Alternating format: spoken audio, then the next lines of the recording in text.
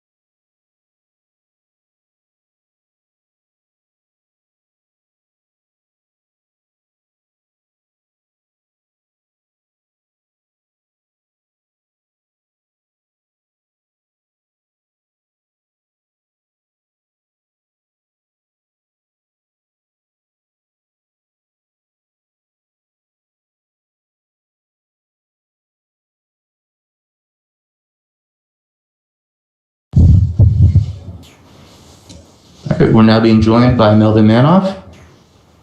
We'll get started with Donna Corby. Hey Melvin, how's it going? Great, how are you?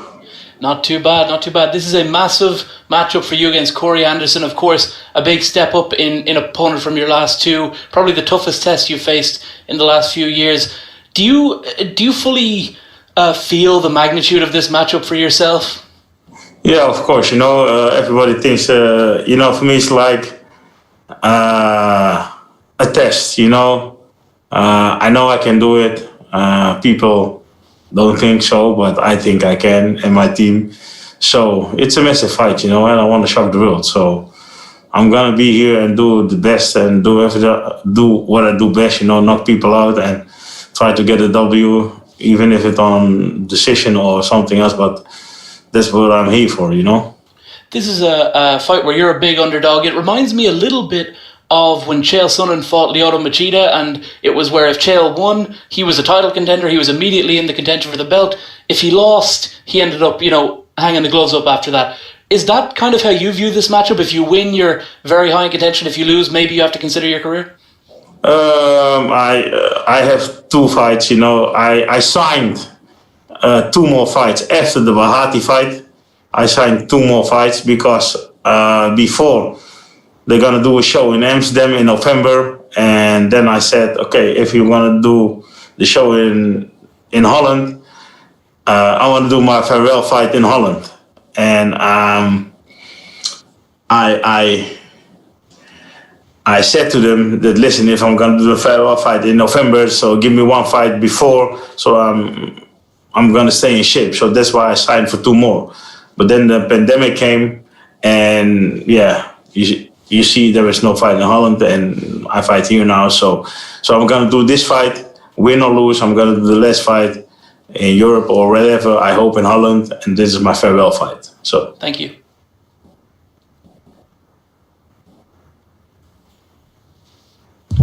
Steve? All right, Melvin, thank you for the time today. I've got 2 questions for you. A lot of fighters and a lot of media have been saying that fighters shouldn't fight into their 40s after Anderson Silva's performance, but you've won your last 2 fights. So what do you think about this issue?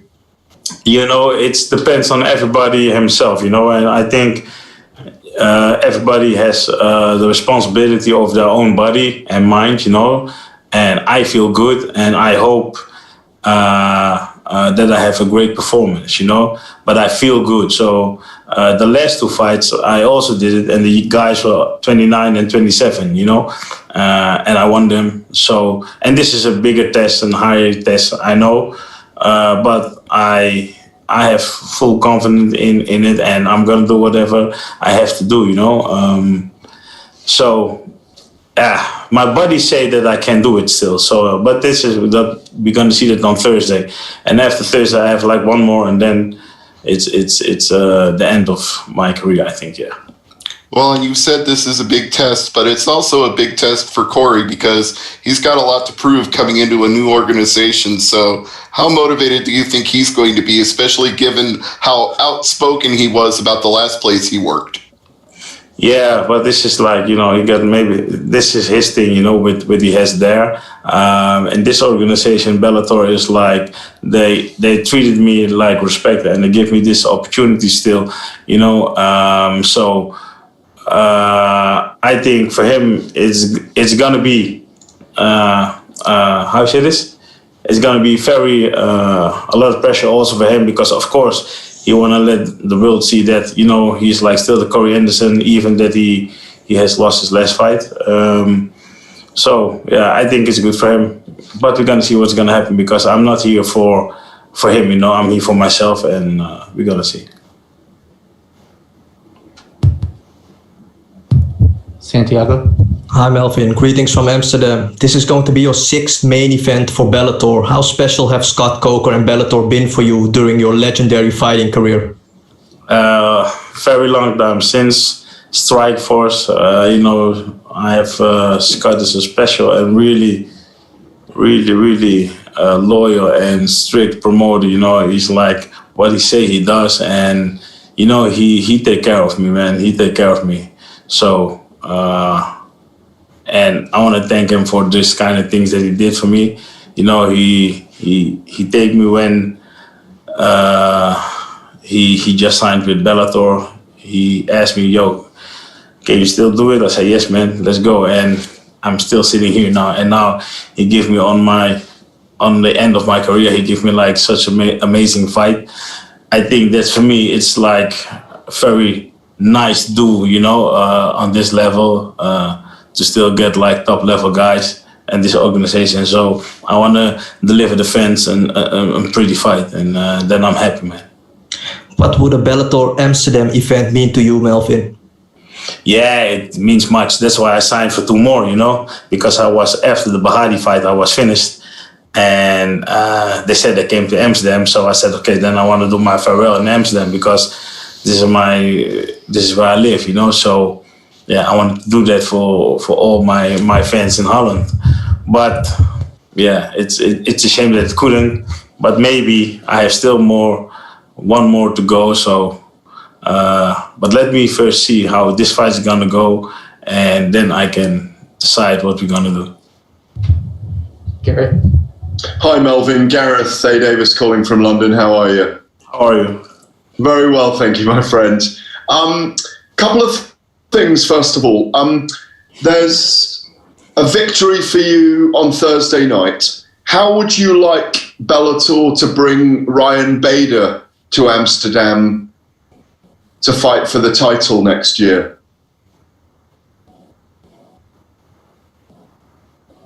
Ryan Bader? Oh, okay. For the title. Is it not Nemkov?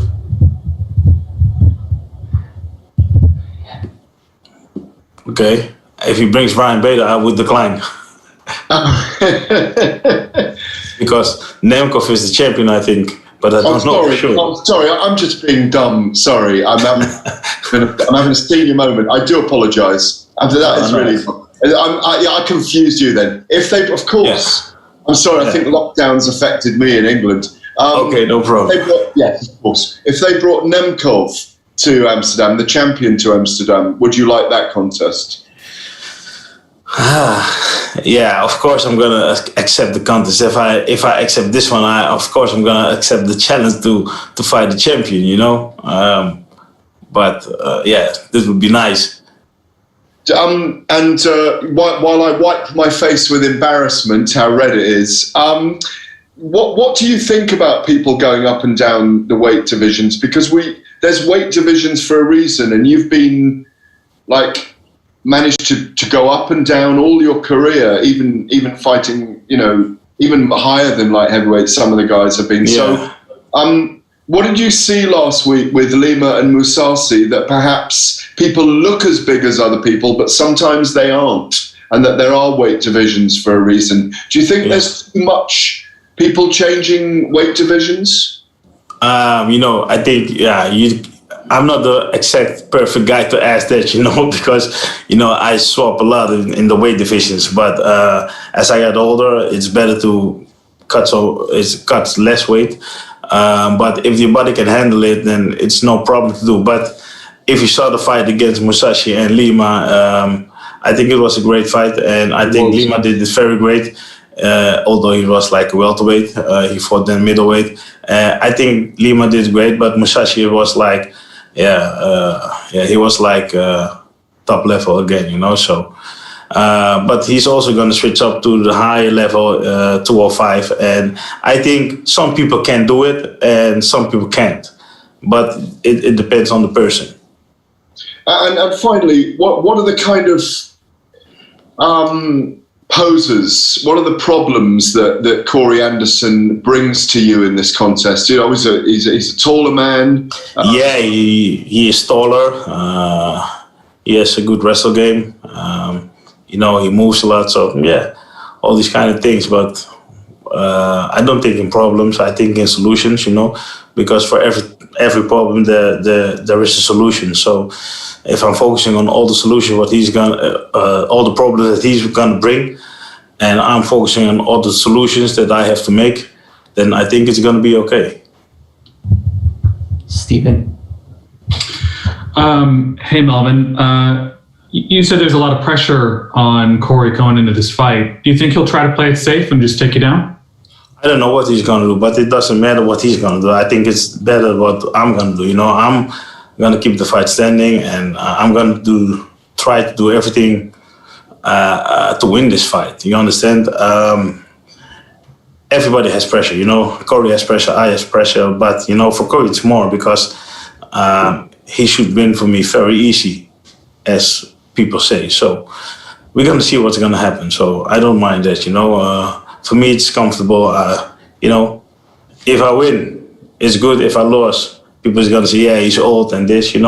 It's always like this. So I feel good. I feel good, and I only think about what I have to do in this fight, and we're gonna see. Well, what about the pressure for you? I mean, you just said that you are sort of taking it one fight at a time. You're going to see how this fight goes, and then you're going to decide whether or not you're going to do your retirement fight, which you've pretty much said is your goal. I mean, a little while ago you said that you wanted to win the title and defend it in Holland. Yeah. So what's riding on this for you? Yeah, when I win this fight and I can be like a title contender, of course, I'm gonna do it. Then I'm really blessed. Then I'm gonna do it for 100%, of course. But first I have to do this fight. And Thursday we will know the answer, And if the opportunity comes that I can do it, I'm gonna do it. When you envision that retirement fight in Holland, who's showing up? Who's there for you? Like, is your family there? Your friends? Like who? Yeah, all my family, my friends, all the people that supported me my whole life. I want to thank them also. And give them a good fight. This is very important. In my own country. It would be honored for me, man. It would be a blessing also. Do you ever feel like you sort of carry the mantle for Dutch kickboxing? That scene is like was such a big scene, 10, 15 years ago with K1. Yeah. And you sort of came from that world. And it seems like it's dropped off a little bit. There's glory and stuff and it's around, but it's not as prevalent as it once was. Do you feel like you carry that on your shoulders at all? A little bit, but not so much. The kickboxing is still in Holland is not as big as it used to be. But I'm doing this for a long time now. Switching between two organizations like kickboxing and MMA. But nowadays I really find myself an MMA fighter and also a kickbox fighter. Also, but still, that chapter I closed it like 2 years ago, and there the kickboxing legend stopped. Giancarlo. Hi, Melvin. You spoke on, kickboxing and MMA. You've been blessed with this great career. What have you attributed that to, this longevity in the sport like that? One more time. Sorry. Like, what did you attribute that to? Like, what do you think has helped you have this longevity in both sports? What I think that I have that. I had like so much fun in this sport. That's why I was always get motivated, to strive to be the best, just what I said also before. It's just like a mindset, that goal that you have to reach something, you're there on your own and do your thing, this is the thing that drives me. And I think that drive, what I had, that keep me so long in this game. And I really love the sport, man. This is my life, I really live for this shit. And final one for me, for whatever reason, let's say you win this fight and they don't give you Nemkov, in your career as a kickboxer and MMA fighter, was there an opponent that maybe got away, or a dream opponent you wish you could fight, that if you have the chance in your retirement fight in Holland, who would be the ideal opponent? Oh, it's going to be hard. I don't know, man. I will have to think that. Now 1, 2, 3, it doesn't come in my mind.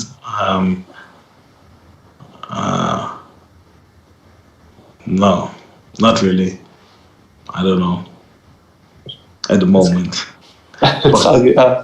Best of luck. Thank you. Jay? Hey, Melvin, welcome back.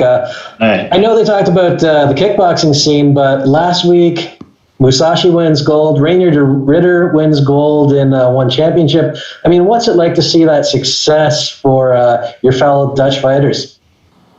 Yeah, I really enjoyed it, man.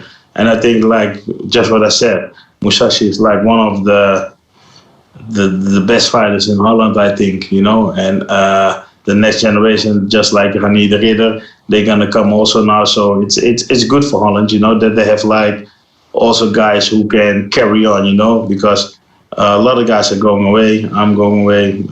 I don't know, Ellis is still here also, but for Musashi and Janay, there's a bright future still, and I think there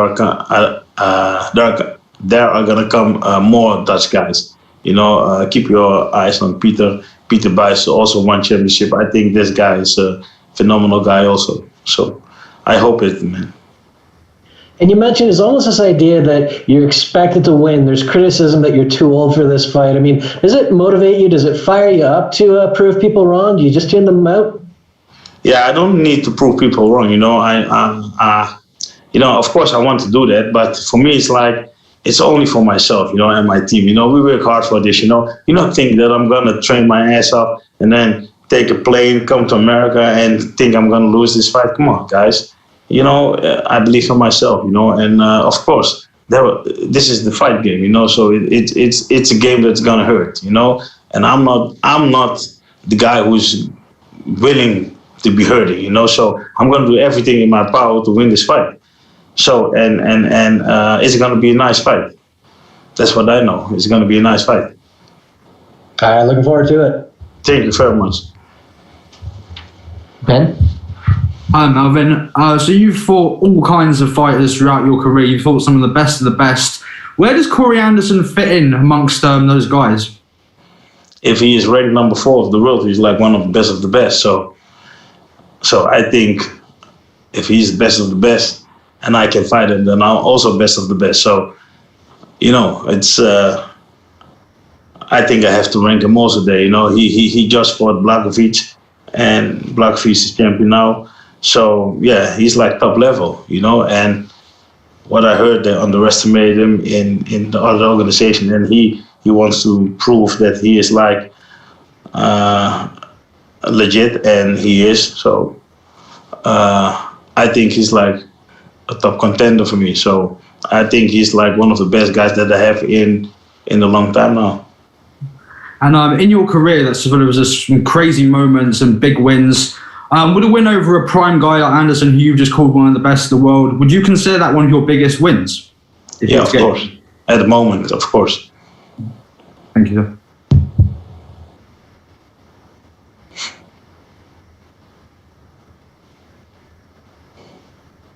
All right, last question comes from Simon Romero. Hey, Melvin, looking forward to seeing you fight on Thursday night.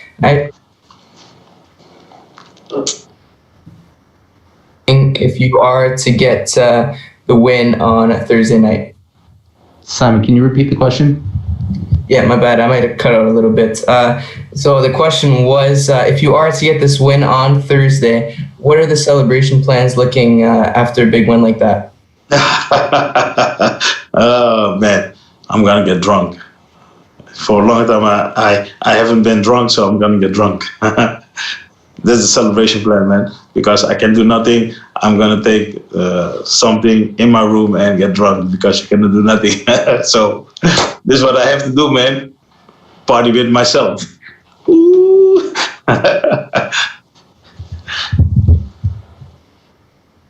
All right. Thank you very much, Melvin. Appreciate your time. Thank you. Bye.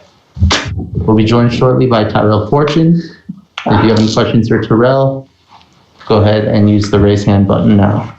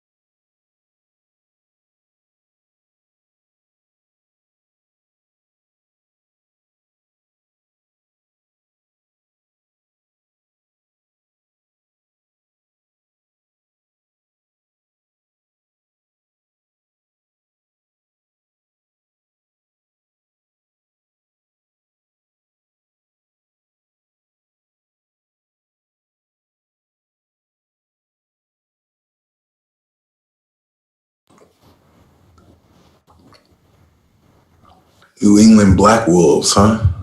All right, we're now being joined by Tyrell Fortune. We'll start with Steve Joy. Tyrell, as always, thank you for the time.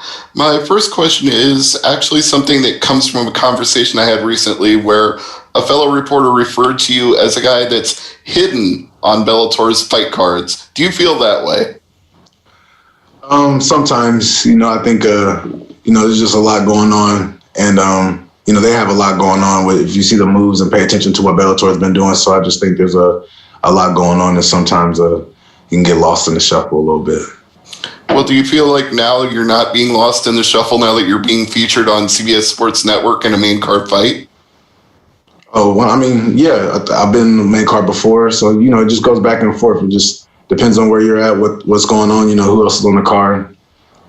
All right. And how do you rank Sowma as an opponent for you? From what I've watched and what I've heard, I heard he's really good everywhere, so I think he'll be well-rounded opponent, and, I'll find out when I get in there. All right, best of luck Thursday. Thank you. Simon? Hey, Tyrell, looking forward to watching you on Thursday night. The question I have for you today is, after going through some tough outings your last two fights, how excited and how are you looking forward to Thursday night? I'm extremely excited just to fight, man. I came out of my last fight with, barely, I think it went over barely 3 minutes or 2 minutes.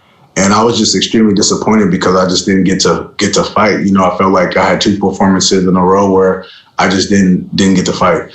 And so that was just kind of nerve-wracking for me a little bit, just to, in more of a mental space. But I came out, right after that fight, I only had 2 days off and went right back into training camp. So for me, it was just, getting back focused, get back to the job and start, evaluating what I need to do next. And if you are to get the win over Said Sowma, what would that win mean throughout your career? Just be good for me just to get back in the win column and get in the train running again. You know, I feel like I was stalled out a little bit, obviously, with having the loss and then having a no contest and not really even being able to push that fight past the first round. So I'll be just happy if I can get in there and the fight can be completed. All right, Donald Corby. Hi, Tyrell. How's it going? Looking at how the one man who's beaten you is Timothy Johnson, and looking at how things have gone for him after that win, you know, he's now very much considered one of the top contenders in the division. Where do you see yourself in Bellator's heavyweight division, sort of relative to the guys you fought? I think I'm one of the best in the Bellator division, regardless of where Tim Johnson or anyone is at. You know, obviously he had a lot of success. I just think that plays more into a storyline as I start my journey back up to trying to get back to the belt.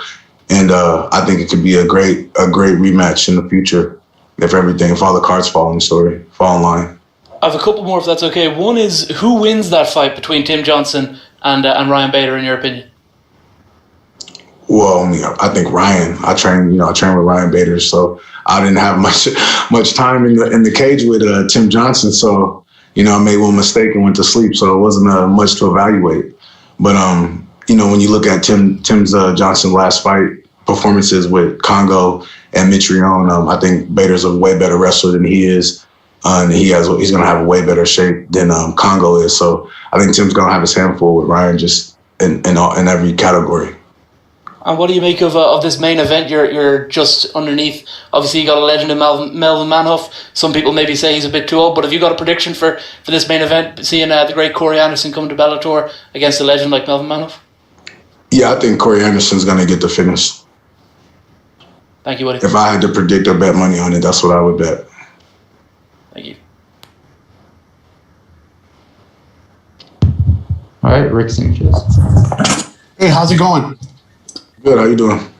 My question is, during this COVID situation, how prepared mentally you are for your fight coming up, and if there's any difficulty changing to the new restrictions or new protocols with Bellator? For me, COVID didn't really do too much. I got keys to the gym, so I set up my own practice times away from everybody else and do what I need to do still, and never prevented me from getting my workouts in. But the protocols, they don't bother me at all. I'm here to fight, so whatever I need to do to get in the cages, whatever needs to be done. All right, thank you.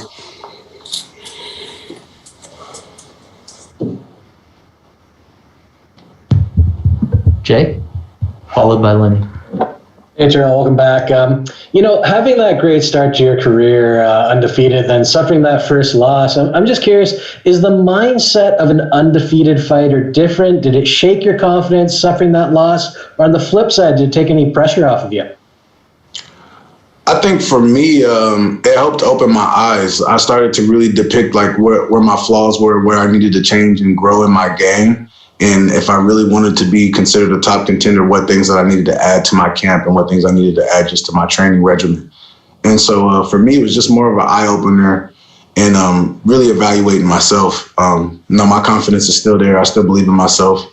And so it wasn't really much of, I didn't really pay attention to that in that sense of my confidence. It was just more like, okay, what am I missing? And I knew, there was a lot of things that played into that loss. And so I just, sat down and evaluated myself and made sure I make better decisions in the future. What were some of the things you did add coming out of that loss then? What was that? What were some of the things you did add to your training, to your camp coming out of that loss? Neuroforce. Neuroforce 1 was the very first thing I went and got was another trainer, to focus on my weightlifting, my weight, my overall health. I have a nutritionist now who controls my diet, and just started to add those things in because I didn't have them before. It was just me and Trevor kind of doing everything. And I realized, I needed some more help. I needed to go out and actually invest in myself to get myself to the next level. Good stuff. I'm looking forward to this week. Thank you.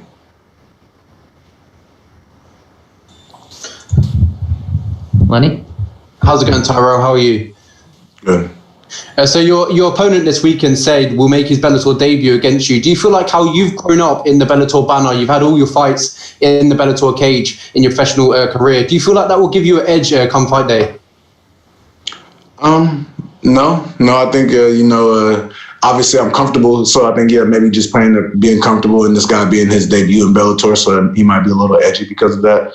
But, I don't think that plays too much. That's all up to him if that makes a difference to him. To me, it's just the same. I'm getting in the cage I've been getting into, and I got a job to do.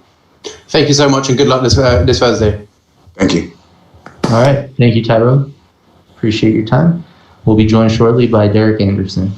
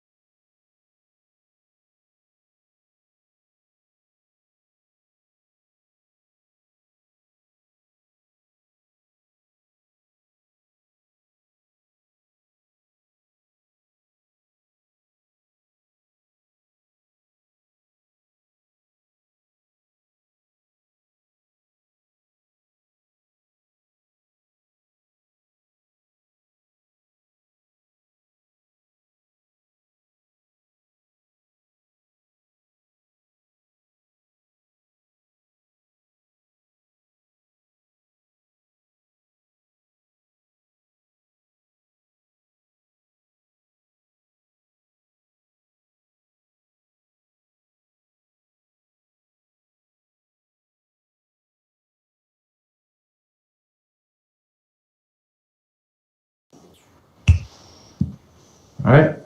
We're now being joined by Derek Anderson. We'll start with Stephen Morocco. Hey, Derek. I just wanted to get your side of the story on what happened with Paul Daly, the fight with Paul Daly previously. How did that experience go down for you? It was crazy, man. He actually backed out on me like 3-4 years ago out here in Connecticut. And, at that time I was kind of like, whoa, I mean, it was weird. But then this last time out there in Italy, I was like, I was blown away because it already happened before. And, I think he kind of got scared, I'm sure he cut his weight and he was very tired, exhausted. We all get a little delirious and stuff like that. But, I didn't really cut much weight and I was kind of excited. And then they told me he didn't make weight. And I was like, hell yeah, it's Christmas time, and he's like, did he say it's Christmas time? So I think he just kind of was like, realized I felt a lot better than he did. And, that I wasn't scared. And, I'm sure he's seen my fights and that I fight pretty ruthlessly sometimes. And, I was going to come after him the same way and not be intimidated at all. And I don't know. I mean, yeah, it was gnarly. He just backed out, man. So I couldn't believe it. And, so no fight. I was pretty upset at first. Still upset about it because, that we were main event. It was a big name on my record. I could have gotten his extra money from missing weight. That would have all been great. I simmered down. Bellator got me lined up again with somebody else, Achilles right now. So that's real good. I got paid for that one. And, we're not main event or anything like that, but hopefully I'll work my way back up again soon, You got paid your show money when he didn't show up? Yeah. Okay. That was just, I got paid all one check for that anyway. Wait, one check for that, for the Milan thing? Yeah, there was no show and win bonus. I was just getting paid one bit of money, so it worked out. That's pretty good. Yeah. So he says he has one fight left. He wants to do one more fight. Any residual bad blood there? Any desire to be his last opponent? Or are you just... Honestly, I don't know. I think, whatever, sure. But I don't want to waste my time for one. And for two, I feel pretty good about... I don't think I could have gotten more confidence off of fighting and beating him than him chickening out on me twice. So I'm good. Okay, thanks. Steve? All right, Derek, thank you for the time as always. We've heard a lot about Daly, but not so much about Kiliz Moita yet. So can you tell us what you think of him as an opponent in this fight? He's 12-1. I'm sure he's a real tough guy. I'm expecting to go the distance. You know what I mean? I've been the distance plenty of times and stuff like that. So, it'd be great to knock him out or tap him out. But I'm pretty sure I'm going to win. I'm sure he trained hard. I know he feels like he's stepping up this time, I'm sure. And, that's a dangerous dude. That's ready to do that. Always that's why I was dangerous with David. So I wasn't scared. You know what I mean? So, I haven't seen too much about Achilles. Couldn't find too much about him, but, it's a fight, and he's got a good team behind him and probably trained really hard. So let's mix it up. I'm ready to go. All right. And where do you see yourself rankings wise with third straight win? I don't know how much these wins help me right now, but I want to, show that, obviously I'm not scared to fight anybody. The more worried you make me, the better I'm going to fight, really. And I love to step up. And the training camp's the hard part. We train so hard. The training camp's the worst part of it. So I want big fights. Rankings wise, I just, I don't care. I'm ready to go. I want to fight them all, the best. The biggest and the best. I barely cut any weight. I'm gonna get a little comfortable at welterweight. Put a little muscle on. I'm a skinny guy. I don't really, lift a lot of weights or anything. But I think it's time to put a little bit of muscle on, get comfortable up here. I can still make lightweight, but we'll call it. And I'll move up permanently. And I want to fight the biggest and the best. And I really want to test out that barely cut weight stuff against some big guys because I always got that good cardio and speed and, skills. And, the bigger the better, man. But yeah, no, I definitely want some big fights, man. I want a title very soon. So, Lima's on the list. I always want MVP back. I wish I didn't have to miss that opportunity. I want to be the shorter guy mostly. There's some other welterweights out there that I'm still got the height on, but I like to be the shorter guy just because my style. I like to go forward a lot, throw some big combinations. I got good head movement, so I know it's not boxing, but I got good kicks too, Muay Thai. It's gonna be hard to catch me, and I think I got a really great chin too. Great answer, Derek. Looking forward to the fight on Thursday. Thank you. Julian? Hey, Derek. So with it being right around a year since your last fight, how do you expect that long of a layoff to affect your performance? Usually I think a layoff it makes me really hungry, and I'm a really aggressive fighter already. Like I said, I really came after the last guy. I was so hungry and ready. And I had a little bit of a build up towards my camp in training and stuff like that. And this one, I was just coming off the couch really, off some injuries and stuff and taking a little vacation. And they were like, fight Paul Daly 3 weeks notice. And I was like, yeah, sure. And then, I just got ready and, that didn't happen, but then we just kept in camp for this one. And, in a camp, you don't really, you kind of just grind out a lot. For me, the way we do it, we just smash through everything we got to do and get ready for the fight. So there's not so much focus on just becoming comfortable with everything where I'm at. We just do a lot of sparring and stuff. I usually like to do a lot of bag work and just real technical stuff. But sparring's good. You get those angles, and I feel really good. But I usually think a layoff is kind of good for me, honestly, because I get so hungry to get in there. And I was so hungry for the last one, man. I just freaking came after that guy. It would have been better to chill out on him a little bit. And this time, I think I'm ready to chill out a little bit because we also had a game plan for Daly a little bit more to just kind of use my reach a little bit for a change. And I'm taller than this guy too a little bit, so maybe use my reach a little bit. But my combos are where it's at, so of course I want to keep the combos on, stuff like that. But I think I'm just growing up as a fighter and ready to be a very tactical guy, even though I still always got that banging in me. I don't know. I mean, time off, I don't know if it still probably doesn't hurt me. You know what I mean? Like I said, I think it used to help me, and you grow as a man in those times off sometimes. And, like I said, camp after camp, those are good sometimes, but, thinking about who you are as a fighter and as a man is good sometimes too. And, I'm just a very skilled fighter. And so, I got a lot of confidence in myself. And, I always, I don't know if I always did. It wasn't about confidence before. I just, fought. And now I think I get to feel that I'm a very good fighter. And, I don't know. I'm always ready, man. I just feel like I grow all the time. And, I feel like I grow. So time off didn't hurt me. Very nice. So you were speaking in training camps. What, if anything, is the COVID outbreak going to affect your training camp for this upcoming fight? Yeah, man, that's tough.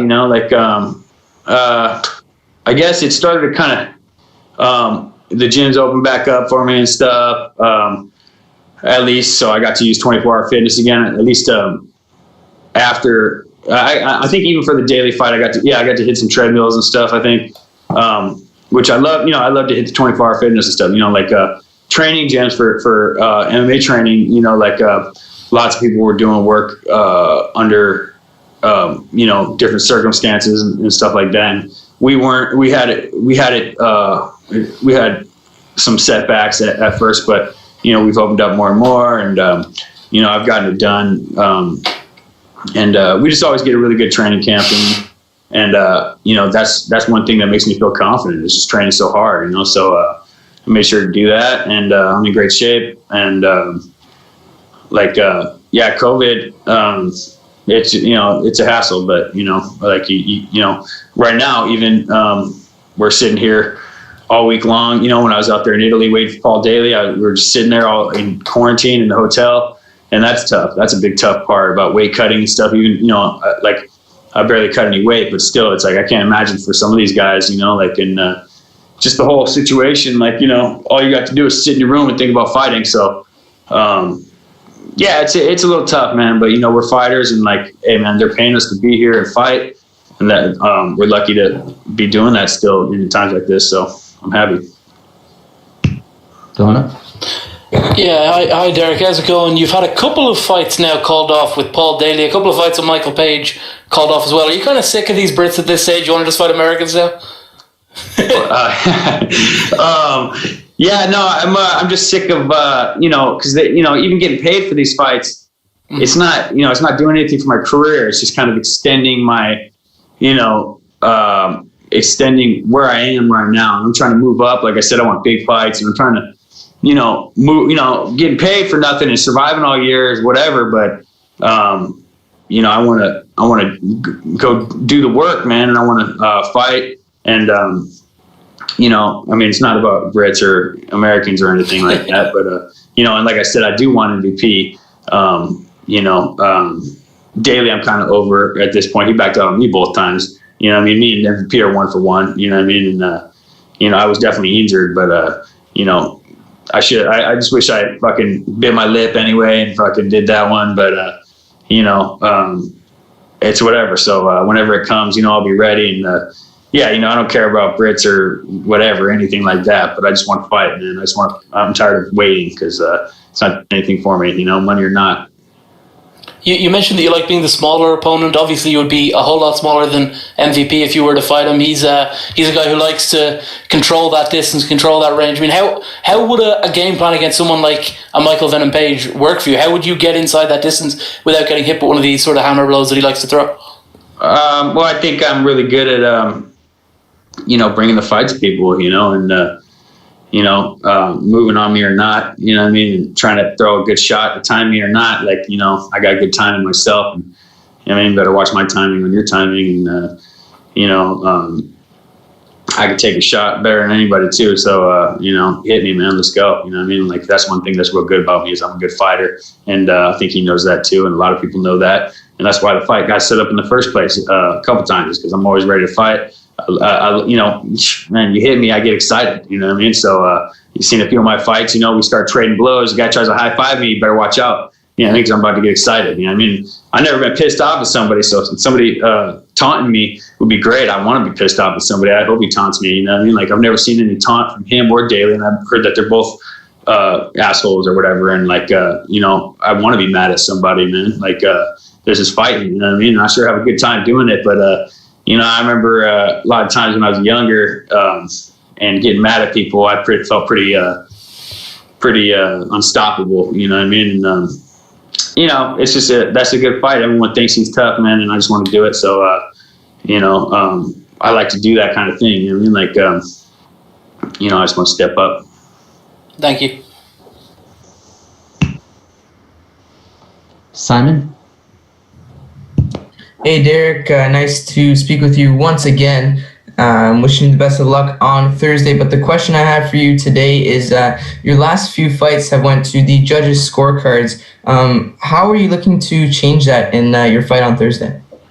Yeah, you know, I mean, it happens, man. Like, you know, I think I really came after Bamba the last time, you know, and I do a lot of heavy bag, and I just freaking gave it to him. Like, and he put his helmet on, and, you know, I could have relaxed a little bit, and, you know, just like I just threw freaking bombs on him, and you know, he was ready for that because I was, you know, I think you know, he was worried about it or whatever. So you know, I think if I just like, you know, I was trying to, you know, I try to bait guys to try to hit me, because when they try to hit you, it's a little better for you, you know what I mean? But some guys, you know, don't try to fight back as much, and you know, they stay safe, and you know, it's good when they try to hit you because then they're open, you know what I mean? So I try to bait dudes. I was going to try to bait him, man, but I couldn't relax. I was so jacked up. I had a year off for that one too. And, you know, I couldn't relax off him. I just gave him those big shots, and, you know, I could have opened him up a little bit more. I just could have relaxed a little bit, give him some uppercuts, some straight punches down the middle. You know what I mean? But I was just throwing big bombs on him, and, you know, I didn't really change it up too much. That was a mistake. Before that, yeah, you know, Busho was pretty tough, you know what I mean? Lasted. I almost finished him. You know, we spent the whole first round wasting time on the ground. And, you know, I mean, I took that one a little bit short notice too. I was kind of tired, so I took the third round easy. You know, it happens, you know what I mean? Like, I don't know. I think I am still a very good finisher. I just don't have them lined up in my last few fights as much. You know what I mean? People got to watch out for my ground. They don't know that, you know what I mean? And, you know, I like to keep it a secret, I guess, anyway. So whatever, you know what I mean? Like, you know, you know, I'll get some finishes, man. They'll come around. All right, last question from Rick.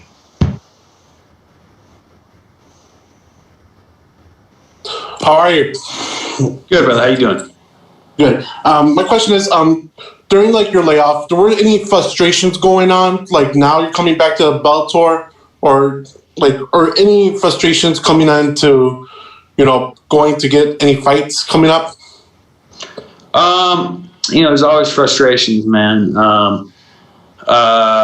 know, Bellator offers me fights here and there, but yeah, you know, like I said, before Daly, I was kind of laid off with some injuries and stuff like that, and I had just had the, you know, I had the injury that I pulled out of MVP for, and I was just recovering from that. I was getting ready to go again, and then got jacked up and training again, because we just train so hard, man. And like, you know, yeah, it sets you back, man, and it's a big pain in the ass. And then, you know, Bellator offers me fights decently enough now. When I was younger, and I wanted them all the time, and it was always, you know, nothing could hurt me. It was great. You know, I was like, give me fights. And, you know, they weren't always there.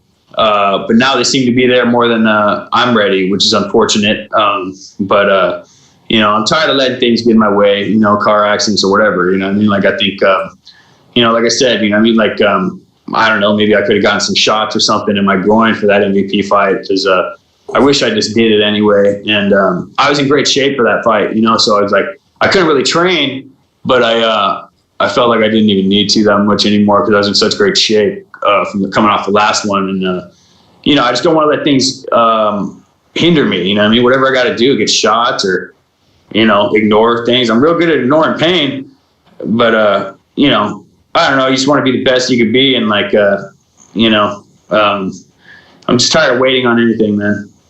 All right. Thank you. All right. Thank you very much, Derek. Yeah, of course. Thank you, guys. We'll be joined by Sowma shortly.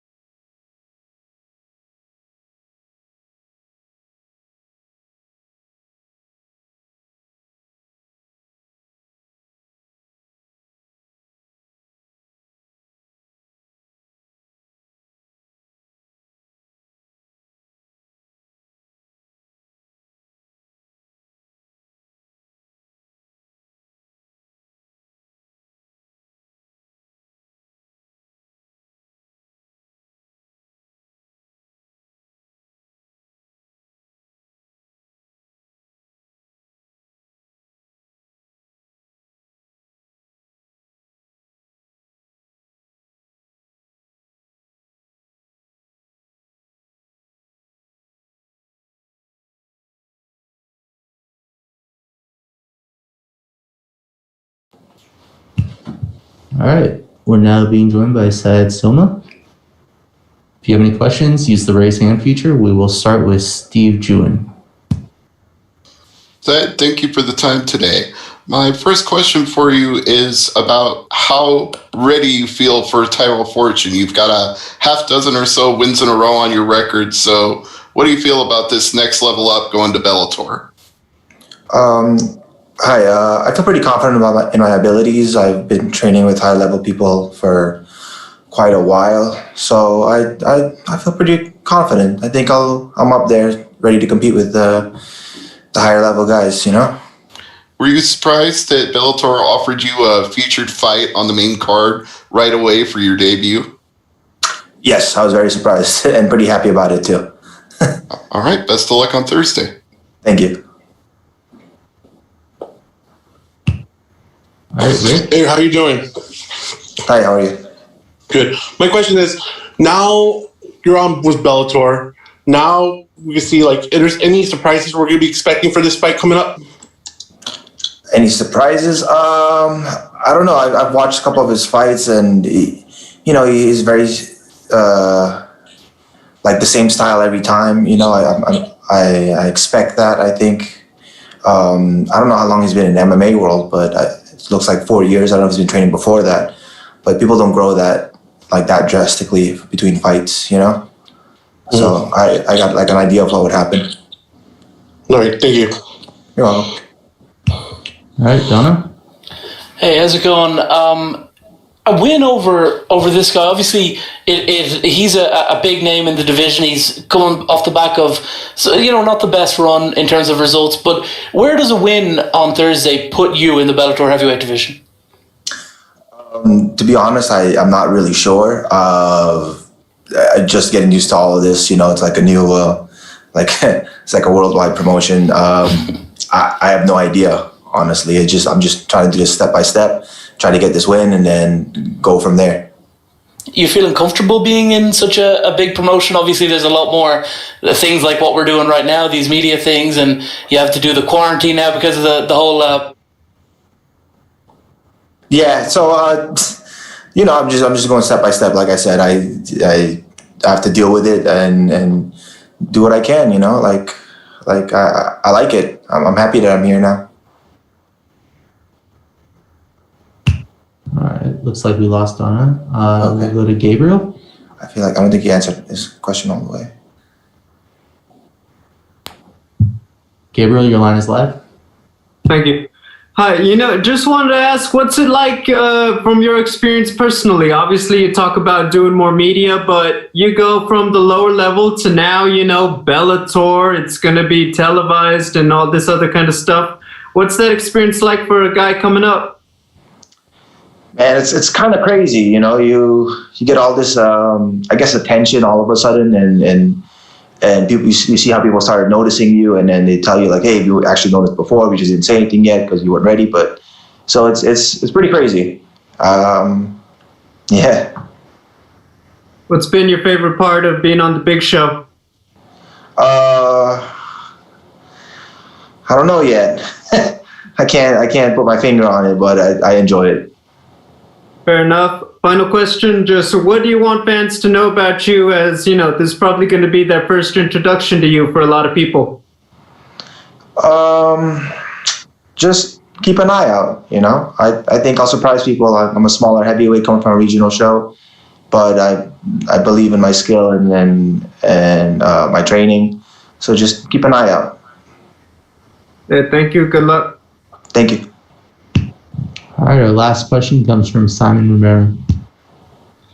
Hey, Simon Romero from MMA Island here. The last question I have for you here is the only time that you've actually tasted defeat in your professional career has been your debut. So what have you done to kind of avoid that problem of feeling that taste once again? So to be honest, in my opinion, I was off a 5-year break from competing. And it was just rust, man. I had ring rust. I probably should have taken an easier fight before I took that fight. Steve Martin is a very tough guy, He's an amazing fighter. So I took that fight fresh off not fighting for 5 years, and I was like, I'll do it. Skill-wise, I was fine, but I think the adrenaline kicked in, and I gassed out. And then I used to fight 205, so different paces, so I had to adjust my pace for heavyweight and just work on my nerves, really, like getting more relaxed in the ring. All right. That's it. That's it. Thank you very much. Appreciate your time. Be joined shortly by Corey Anderson.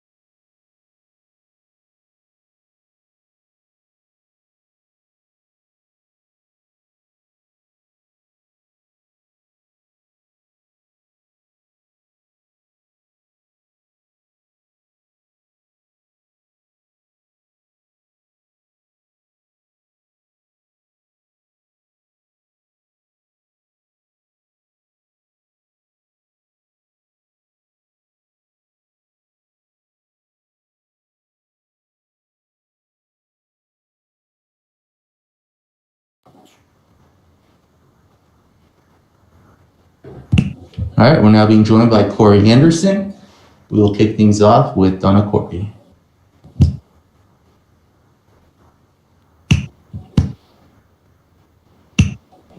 Tony, your line is live.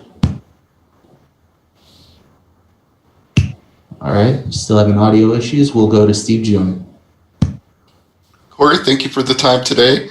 I know you fought a lot of legends in your career already, names like Glover Teixeira and Shogun Rua. So how do you compare getting this chance to fight No Mercy Melvin Manhoef? Man, it's just another fight to me, As for fighting Shogun, that was one the legend, the name of the legend kind of like struck me going to the fight, especially I think it was like my 8th pro fight, 8th or 9th, to think, I'm fighting Shogun already. So that was kind of like a shocker for me. And I had that, I don't know, say adrenaline, what you call that respect of him being one of the legends I actually looked up to in the sport, But as for Glover, I didn't really look at him as much of a legend because I didn't really follow him until I got into the UFC. And same with Melvin, I'd never really seen any of Melvin's fights until they told me that's who I was fighting. So as for looking at him as a legend, I can't take away what he's done in the sport. He's definitely beat some of the guys, and he's a legend in the combat sport. But that legendary factor doesn't register in my mind because he wasn't a person I actually watched growing up. Fair enough. And knowing this is your Bellator debut, and you obviously had some issues, shall we say, in your previous promotion, how do you feel now? How much more comfortable are you, and how does that improve things going into the fight for you? I mean, I feel free. I've talked to my wife, I talked to my coaches about it. To me, it's like I'm starting all over. It feels like my very first fight ever. Just the pressure isn't really, none of that pressure, none of the extra burdens on your back. You don't have the president over here talking trash about you. You don't have the commentators and everything saying negative things or saying good things. You got to try to impress somebody. You don't have to worry about making a needle move to get a title fight like they told me there and stuff like that. I'm here to fight. And I feel if I win, I move forward. That's the reason why I got in the sport of martial arts in the first place. I grew up watching Matt Hughes, training with Matt Hughes in college, and he was the champ at the time. He used to tell us all the time, fighting and wrestling is similar. You beat the guy in front of you, you move forward. You work hard and you earn that position. That's all you gotta do. You go out there and you beat the person in front of you and you move forward. There's nothing else to it. And that was like one of the reasons why I got into the sport, thinking like, okay, if I just beat these guys, I move forward. And then when it got to the point where things started to change, it wasn't about beating the guy and moving forward. It was more about, are you selling tickets? Are you a fan favorite? How much money are you going to make us? Okay, how many followers do you have? Is people talking about you on social media right now? And then they kind of realized it took the love of the sport away from me. As far I wasn't going out there to fight just to win anymore. I started going out there to fight to win the fans over and to promote myself and get a big enough following so they would finally give me the title fight. And now I don't have that baggage and that stress anymore. I just feel free. Like I can go back to just doing what Corey Anderson does and just perform to dominate my way, get the win, get my hand raised, get 2 checks, and go home. All right. We look forward to seeing that on Thursday. Glad to hear you're so happy now. Thank you. Gabriel? Hey, Corey, can you hear me? Yes, sir. Perfect. I mean, to follow up on that a little bit, I just wonder, being in a new promotion, you're still fighting MMA. Can you relate the feeling for people who don't experience it? Do you feel like you're going into a new job or, is it the same thing, just different people? It's the same thing, just different people. After I signed with Bellator, a lot of the interviews are saying, like, oh, what do you see different here? Like, why is it that you left Bellator or UFC to go to Bellator? Dana White is saying, oh, you can compete better over there, this and that. And like I told him, it's the same risk, but with a higher reward now. In UFC, they didn't value me. When we asked for more money, they just shut it down. As for Bellator, their first offer was just a big amount of money compared to what the UFC wanted to pay me, which made me realize, okay, this company sees my work. So why would I risk getting hurt for a company that doesn't see that and not going to pay me anything when I can go get paid my worth and make some money for the same risk where if I can end up in the hospital or I can end up with a broken arm, a leg, brain damage, whatever it is, at the end of the day, at least I got paid for what I'm doing. I got paid for the job I signed up for instead of getting paid for just being another number to go out there and cockfight. All right, we'll go to Garrett. Oh, good evening, Corey from London. Gareth A. Davis calling. How are you doing? I'm good. How about yourself, Garrett? Love the accent. Thank you very much, Corey. I wanted to ask, first of all, does a victory over Melvin Manhoef, do you think for you propel you into title realm? I'm not really thinking about that. I think that was a problem I had in the UFC. After every fight or before every fight, I was telling myself, I win this one, this fashion, this and that. They got to give me a title fight. I've been on a winning streak. I'm ranked in the top. And at the end against Jan, I feel like that was part of the thing. And that's why I went out there and fought the way I did. I didn't go out there and fight the way Corey does. I went out there and fought the way Jan tried to fight. And I paid ultimate cost because I was worried about if I go out here and dominate this guy in his style and beat him in a certain way, I get a title fight next. And John Jones is there. There's no way to go around it. He said my name, blah, blah, blah. And as for this camp, I haven't even thought about when I get a title fight. I haven't thought about what this fight would do to me next. All I keep telling everybody is we're going to go out here 1 fight at a time. If we got to fight 2 fights, 3 fights, 4 fights, or 1 fight, either way, it'll be worth it because we're getting paid our actual work. We're getting paid for these fights. That's my job to fight. Am I saying I don't want to get to the title as fast as possible? No, but is the title like the main focus right now? At this moment, Melvin Manhoef is the main focus. Go out there and get a win with him. After that, we talk to Sky, we talk to Mike, and we'll see what they say. If they wanted me to fight another one, fine. If I fight the winner of whoever fights for the belt next, fine. If I jump whoever and fight for the belt next, I'm ready for it. But either way, my job, I sign a contract and go out there and perform. Obviously, you've talked about the, just now in the previous question about how obviously financially it benefited you and you could see the advantages of that and maybe things weren't going your way in the UFC. But did the strength of the division attract you as well? I mean, some of the biggest decisions had nothing to do with like the people in the organization and the division. It was more about self-worth, setting myself up financially, me and my family financially. The way I put it is I was in the UFC for 7 years. And when people think that, like, wow, are you a professional fighter? You're a UFC fighter. You got lots of money. If you look at my bank account, you look like I'm just on a regional fight scene. I've got 7 years fighting on a regional fight scene because the risk wasn't worth the reward. You know, the things I was doing, the money I was making there was not worth the people I was beating. And now I look back and they releasing people's pay, and I see there's guys that's been in the UFC 1 or 2 years that was making more than me already. And it was kind of like a slap in the face. Like, it took me so long to realize how much I was actually worth before I asked for it. And that was kind of a big thing. You know, the hardest part for me to sign that new contract was the fact that I had, since I got in the fight game, since I got in the UFC within 3 fights I was in the UFC, the mindset was always to be the UFC champion. UFC champion, UFC champion. Those 3 words are engraved in your head. And when you go to sleep, when you wake up, when you're training, all you're thinking is UFC. So it's hard for me to think when I sign this contract that I won't be fighting for the UFC belt. But other than that, everything else made sense to go to Bellator. But the only thing that I struggled with was those 3 words that was engraved in my head. Then there's no division here. There's less 205ers here, I think. But the 205ers here can go, I feel, not all of them, but a lot of them can go compete with the, maybe not the champions, but some of the top guys. But then you take Nemkov, Bader, Phil Davis, Belda Machida, the guys who are already performing at those top levels, and you put them back over there, and you already know they can perform in the top. So either way, I was going to fight tough people, but it was just about figuring out which one was worth going to fight the top people. Which one are you going to get paid the more for to fight the top people? Why risk getting knocked out or hurt for a little chump change where you can go get paid and actually be able to live a life and take care of your family? Final little question from me before Danny moves me on. Melvin Manhoef is a legend in our sport. Is he arguably the biggest name you've ever fought?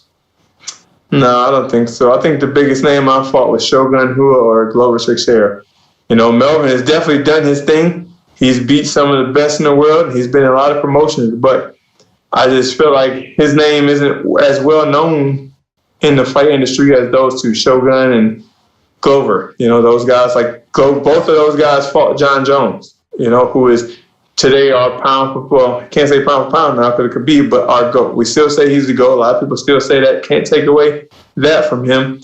And Glover and Shogun has fought John Jones. Glover went 5 rounds with John Jones, and I beat Glover up pretty good. Shogun went and got finished by John Jones, and I fought 3 rounds of him.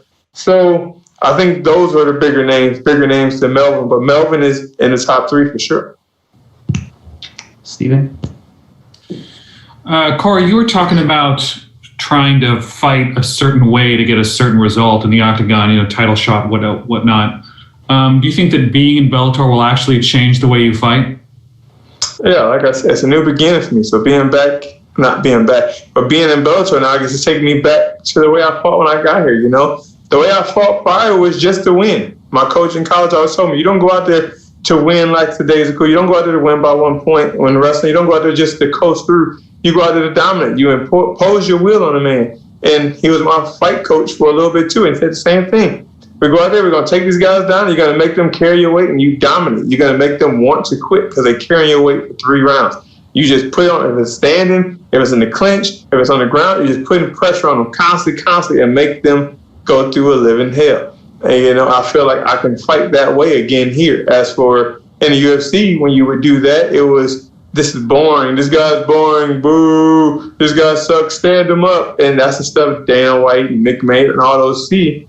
And when it comes down to picking who's going to move forward in the rankings and who's going to get the next shot, they take that into perspective. It's like, well, the fans doesn't like this guy's style, so there's no point in promoting him for a title fight. That's going to lose his money. But then you got these guys out here swinging like rock'em sock'em robots, knocking each other senseless. Like, that's what we like. That's what everybody want to see. They love the blood. They love the gore. We're going to promote that. And I feel here, it's not going to be that way. If you win, you move forward. And I can just go out there and win. Why do you think Bellator wanted to get into the Corey Anderson business? I mean, I feel the Corey Anderson business is still a hot market. You know, granted, you think about it, my last loss, 4 of my last 5 fights were against all top contenders except for Pat Cummins, and the one loss I have is now the world champion. I mean, if you think that, why wouldn't he want to get into the choreography business? If he's willing to leave the top promotion and his last loss in the last 3 or 2 years is against the former world champ now, or the guy's getting the title shot for the title, why wouldn't we take that guy? That's one of the top in the world. We bring him over. Not only will that bring extra media, and he goes back and tells people the way he's getting treated, maybe he can get other people from the UFC to realize UFC isn't the only monopoly out there. You know, come get paid somewhere else. You can get treated better elsewhere. And so far, as we've seen, I think 3 or 4 other guys from the UFC since I have signed have come to Bellator as well. Do you have anything to do with that?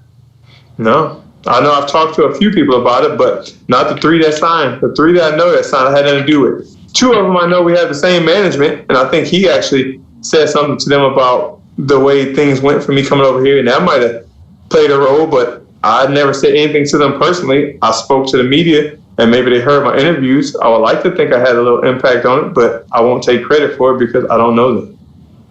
Why do you think it took you so long to realize your worth? The 3 letters, UFC. You know, when you think about UFC gold, you get infatuated by it because you thought about it for so long. You know, there's a lot of people, like I know kids in the gym now. When I was in the UFC, I used to tell them, UFC isn't the end of the road, bro. There's Bellator, there's one, there's other places. Go somewhere else. If you can go somewhere else and get paid, go do it. And then when it turned out and it was in my lap for the same situation, I was like them. I was blinded by that thought, UFC go. I want the UFC go. As for those guys who, a lot of people say, oh, my whole life I want to be a UFC champion. You know, I didn't want to be a UFC champion until I was in the UFC. I didn't want to fight really until I got to the Ultimate Fighter. And I was like, all right, if I'm in this, I might as well go all out and make the best of it.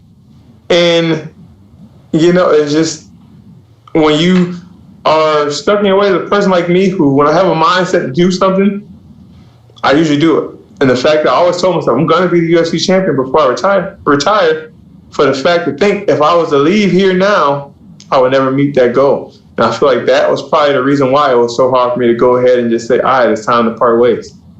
Last question. I have to ask your opinion. What do you think of Israel Adesanya going up to face Jan?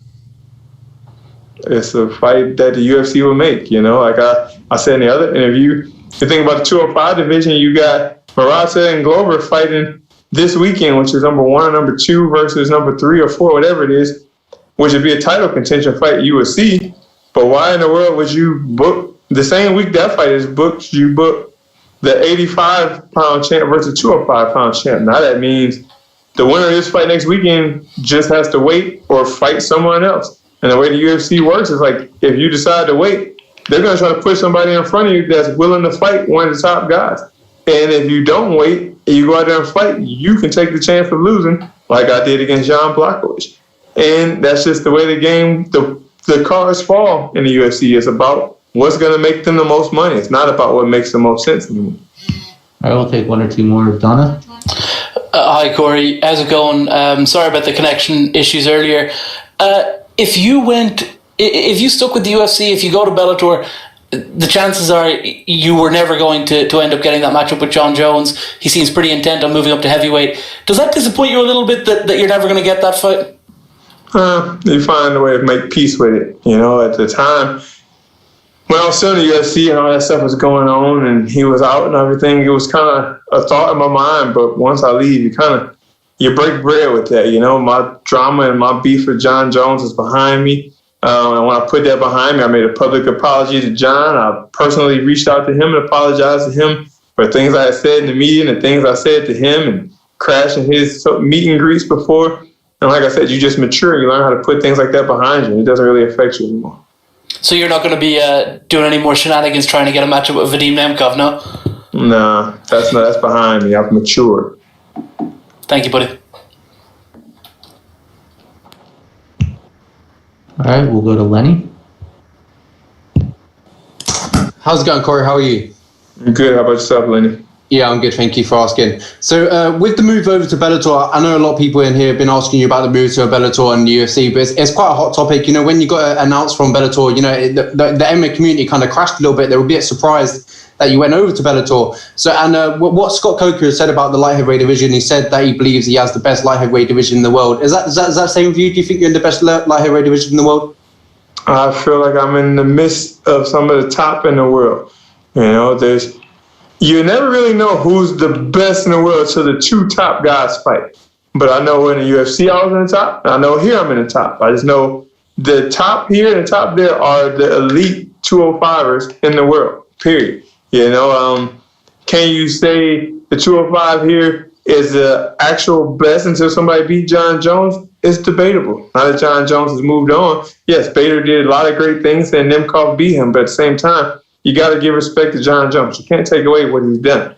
And I'm a realist, and I keep it real. And I feel like until someone beat him, we can never really say we are the best. Unless we accomplish the things he had or beat him, we're going to always be chasing that GOAT thing. And until we get the GOAT name, in order to get the GOAT name, you got to break the records. You got to do the things he's done.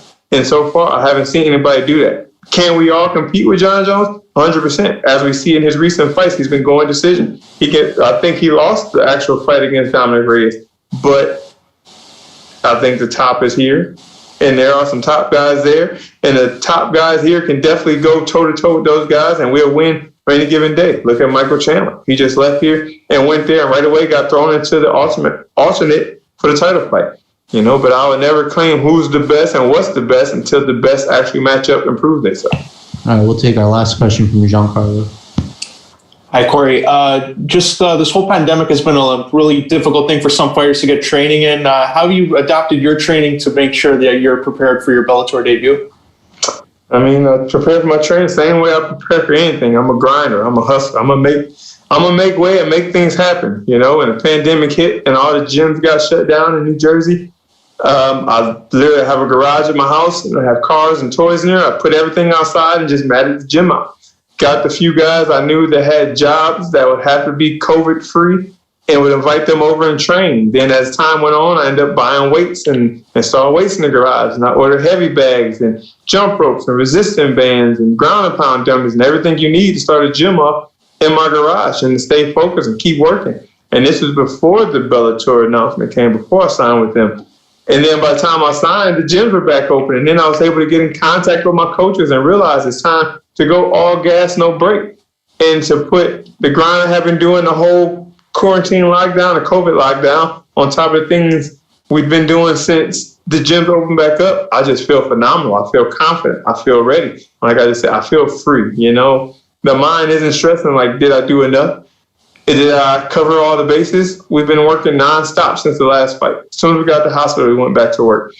And I'm just confident in everything I've done, my partners, my coaches, and the time we spent training, that we are prepared to go out here no matter who they gave me. Nemkov, Manhoef, Bader, Machida, Davis, whoever it was, we're going to be ready regardless. All right, the last one, Simon Romero. Hey, Corey, Simon Romero from MMA Island here. I have this last important question. You're moving over here to Bellator for your debut on Thursday. Were there ever thoughts of shaving that beautiful beard you have going on over there? It actually was a thought, to be honest. I shaved my head Sunday in quarantine. And what I was doing, I was thinking, if I'm shaving here, I might go ahead. I was going to shave it all the way off. I've never been beardless since I finished wrestling in college. But it was actually a thought, while I was shaping it up, should I come down a little bit? Maybe a new promotion, new me? And I was like, nah, beard gang forever. All right. Thank you very much, Corey. Appreciate your time. Yeah, no problem. We'll be joined shortly by Alex Polizzi.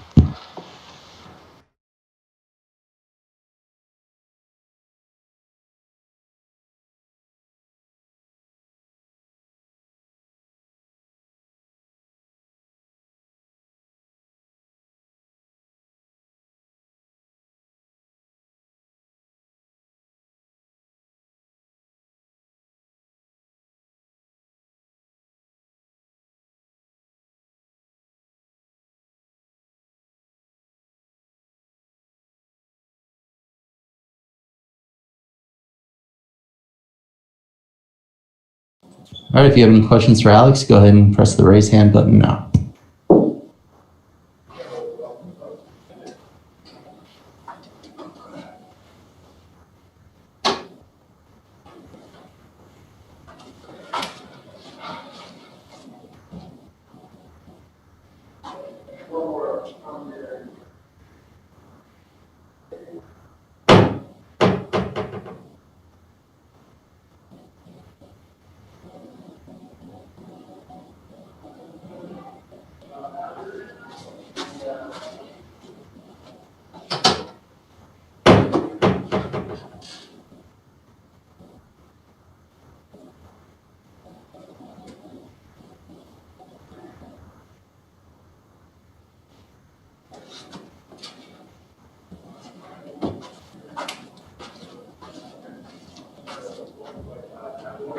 Exactly. Yep. Yo.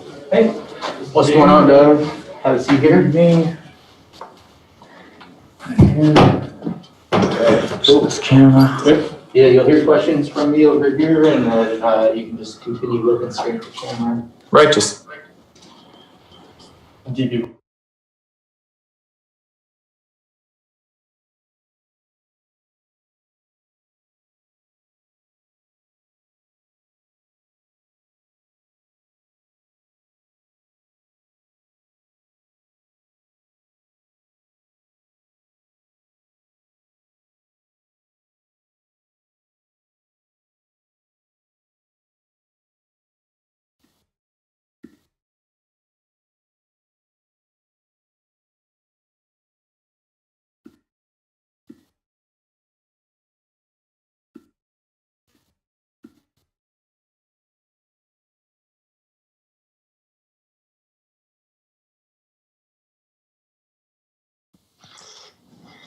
Hey, how are you?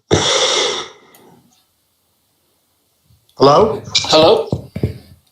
How are you?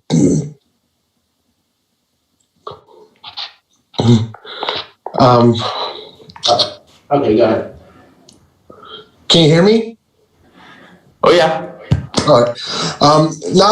Now you're coming to with Bellator. There's any fighters in the lightweight, heavyweight division you're looking forward to seeing in the future, or any mindset coming up after your win coming up? You know, it's tough to say right now, and as cliche as it sounds, I'm just looking forward to the fight forward at hand. So right now, if I had to answer you, it'd just be Julius Anglikas. Pressing forward, it's just the kind of the next guy. I'm gonna be disappointing to a lot of folks who follow MMA, but you guys probably know a lot more of the names than I do. I just show up and punch who they want me to punch. All right, thank you. We'll go to Donna. Hey, Alex, how's it going? Good, how are you? I'm not too bad. Obviously, you're coming off the back of a win. You know, it's a quick turnaround for you within a couple of months against Rafael Carvalho, a big name. Where does a win on Thursday night put you in terms of the division? In terms of the division, again, you guys are asking questions that are a little bit above my pay grade. I show up, I fight in a cage, I try to hurt people as best as I can. I'm hoping that a win on Thursday lands me in a position to fight somebody else for some more money, and with Bellator being happy to see me back. Maybe if we can get our stuff together, maybe it won't have to be at the Mohegan Sun with all the COVID restrictions. Maybe we can get some fans in the audience, but really, I mean, that's You're not the biggest fan of the COVID restrictions, no? Well, yeah. As far as the COVID restrictions go, I mean, I haven't experienced anything else with Bellator. They're handling it really smooth from what I've seen, but it'd be nice to get the fans back in. Get the fans back in for the live events again. I'm hoping that it'll come sooner than later, but we'll have to see where the year takes us. You mentioned wanting, to get back in there quickly, and another big fight that's happening. I mean, it's a big night in your division, right? The main event. Will you maybe, after you're done, after you get the W, maybe sort of head back and have one eye on whoever wins that one? Well, they've made it clear that I won't be able to watch it live, but maybe if I can get back and get cleaned up in my room enough, I'll be able to catch it on TV. Are you interested in fighting either of those guys? I'm always interested in fighting, whether it's one of the winners for contention series or later on down the road. If they're in light heavyweight, probably want to fight him. All right, Steve? Alex, are you a little surprised that after getting a win over a former champion like Rafael Cavallo that they didn't put you on the main card? You know, I've had some people that have told me about the kind of magnitude of that and that, you know, why he's still on the undercard. But, I mean, this is still just my second fight in Bellator. I know that you have to kind of earn your way up, and to go from, you know, a prelim single fight to the next fight just being on the upper card, it'd be great. But at the same time, I realize that, you know, it's a process, and I'm willing to keep punching people until I make my way up there. All right, best of luck Thursday. All right, Ben? Alex. So in your last fight, when you went over Carvalho, you went the distance for the first time in your career. So were you glad to have gone that full 15 minutes and got that experience in, or were you a little bit frustrated not to have had yet another finish to your resume? I think that, as boring answer as it could be, a little bit of both. You know, as fighters, we're always looking for the knockout, the big exciting finish, because it looks good on a record. And I mean, that's the goal, you know, trying to put the other fighter down in the most dominating way fashionable, the most dominating way possible. But I think it might be a good thing to have gone that full amount of time, that distance, as you say, because, you know, as you mentioned, it's just the experience of getting that full 3 rounds in and knowing that I can press it there, and I can impress upon the judges that I won the fight, even though there wasn't a knockout or a tap out or a submission or anything like that. And just one more from me. Can we expect to see any more temporary tattoos on fight night? The temporary tattoos are going to keep coming as long as I can keep not having permanent ones, I guess. All right, thank you very much, Alex. Appreciate it. We'll be joined shortly by Janay Harding.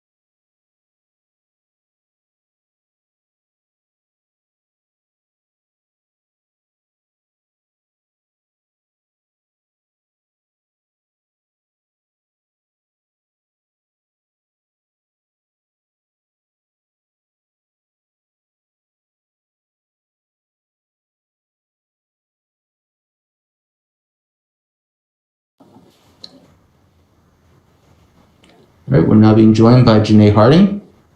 If you have any questions, go ahead and use the raise hand button. We'll start with Gabriel. Hello, Janay, can you hear me? Yeah, all good. Perfect. We touched on it in our interview yesterday, but I just wanted to follow up. Working with Bose and Disney, first off, you know, I think the big one, helping to promote the remake of Mulan. Just how did that partnership and how did they reach out to you for that one?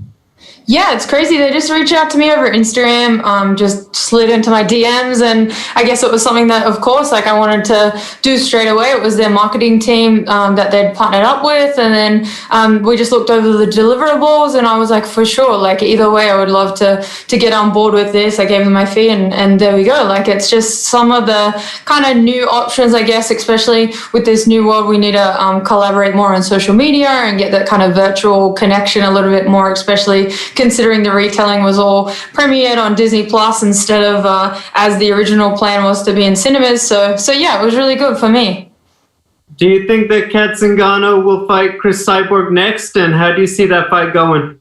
Yeah, I mean, I think possibly it's one of those divisions where it's kind of hard to see a clear number one contender, but that would be a fantastic matchup and a fantastic fight. I think it would be a close one. I mean, I really enjoyed Kat Zingano's last performance. She showed a lot of maturity and a lot of experience. So for that reason, I mean, she could change it up and possibly get the win over someone like Chris. Thank you. Steve? Hi, Janay. Thank you for the time. I've got 2 questions for you today. The first is, how do you feel about being in the United States for this fight right now when everything is so tense politically and with the election?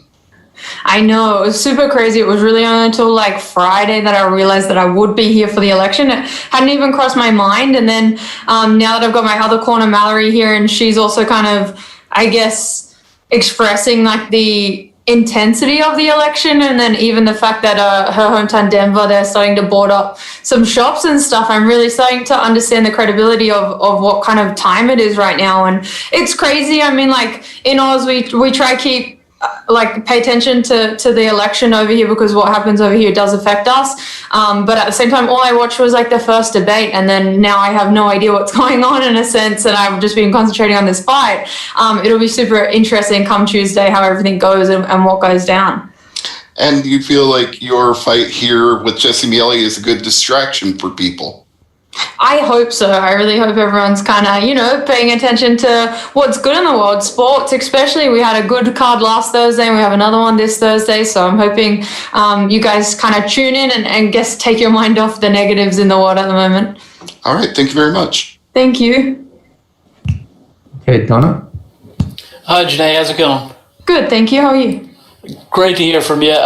Your fight with Liam McCourt was one of the first casualties of the whole coronavirus pandemic. It was one of those things where maybe something was going to be worked out by May, evidently not even close. Now you're fighting Jesse Miele. Do you think that fight with Liam McCourt is ever going to happen, and are you hoping to get that fight? 100%, and I know that in interviews she's also said that she would love to honor it, so I think it's something that after she comes back from her surgery, we can definitely figure out a date that best suits the both of us, and hopefully also a location. I guess with everything at the moment, it's kind of hard to figure out. I really don't think the UK will be an option, and after, I guess, the Italy and France, she may have to come over to the States, and I'll meet her here. But whatever we can do, I know that we're both keen for that matchup, so if we can, hopefully early 2021, that'll be awesome. I'm not super clued in with all of the political goings on in Australia, but I do understand air travel is not exactly the easiest thing to come by. Getting from Sydney or from particularly Victoria to the States, not so easy. Can you talk us through how exactly you were able to get to Mohegan Sun for this fight? Yeah, I mean, East Coast especially. I much prefer fighting on the West Coast. It's a little bit of a shorter leg, but I have fought the Mohegan Sun before, so it was Sydney to LA to Boston, and then we had to drive down 2 hours. So it was a little bit of travel. I mean, all up from the point that I left my house to the point that I walked into my hotel room, it was about 31 hours. So obviously that kind of puts me behind, but at the same time, this is my 5th time fighting in the States. I'm almost used to it. I kind of know the tricks of the trade. I'm pretty well traveled in general, living in the UK and living in Asia a little bit as well. So I kind of know what to expect, and I just sort of take it with the gig. It is what it is. It's part of fight week now, and we just get it done. It's been a pretty crazy time in Australia. I understand that different parts of the country have more severe lockdowns than others. What have your family and stuff been making of that, and were they in any way concerned about you getting on a plane, going to America where there's a huge amount of cases? What's that been like for you? Yeah, I mean, they almost stressed more than I did. Like, I was just like, I just want to fight. Like, I don't really care where it is, and if like the whole place is ridden with COVID, I'll figure it out. But of course, like once I got over here, I really understood the substantial difference between Australia and the US in the way of cases. I mean, I was coming from Sydney. I think when I left, there was only like 2 cases in all of our state, let alone coming over here and just knowing how much more prominent it is. It's sort of just like, I guess and the really average thing is that I'm from Queensland. I'm currently in New South Wales, so unfortunately the Queensland borders were closed for so long, so I couldn't even see my mom. I haven't seen her in maybe 6 months or so, just because I haven't been able to pay for quarantining in both areas and spending a month of my life in hotel rooms. So of course she's been concerned, and then I guess it's heightened because we haven't been able to see each other. So I'm just hoping that once I come back, we also have our elections going on at the moment. Things may change. It's kind of at that point where we're really lowering our COVID cases. So by the time I come back, I'll be able to go home and see my mom and see my family and kind of, I guess, de-stress them from all my traveling and what I do. Thank you. Thanks. All right, last question goes to Lenny. Hello, Janay. How are you? Good, thank you. How are you? Yeah, I'm good. Thank you for asking. So you've been bouncing back from boxing and MMA. Which career are you most invested in?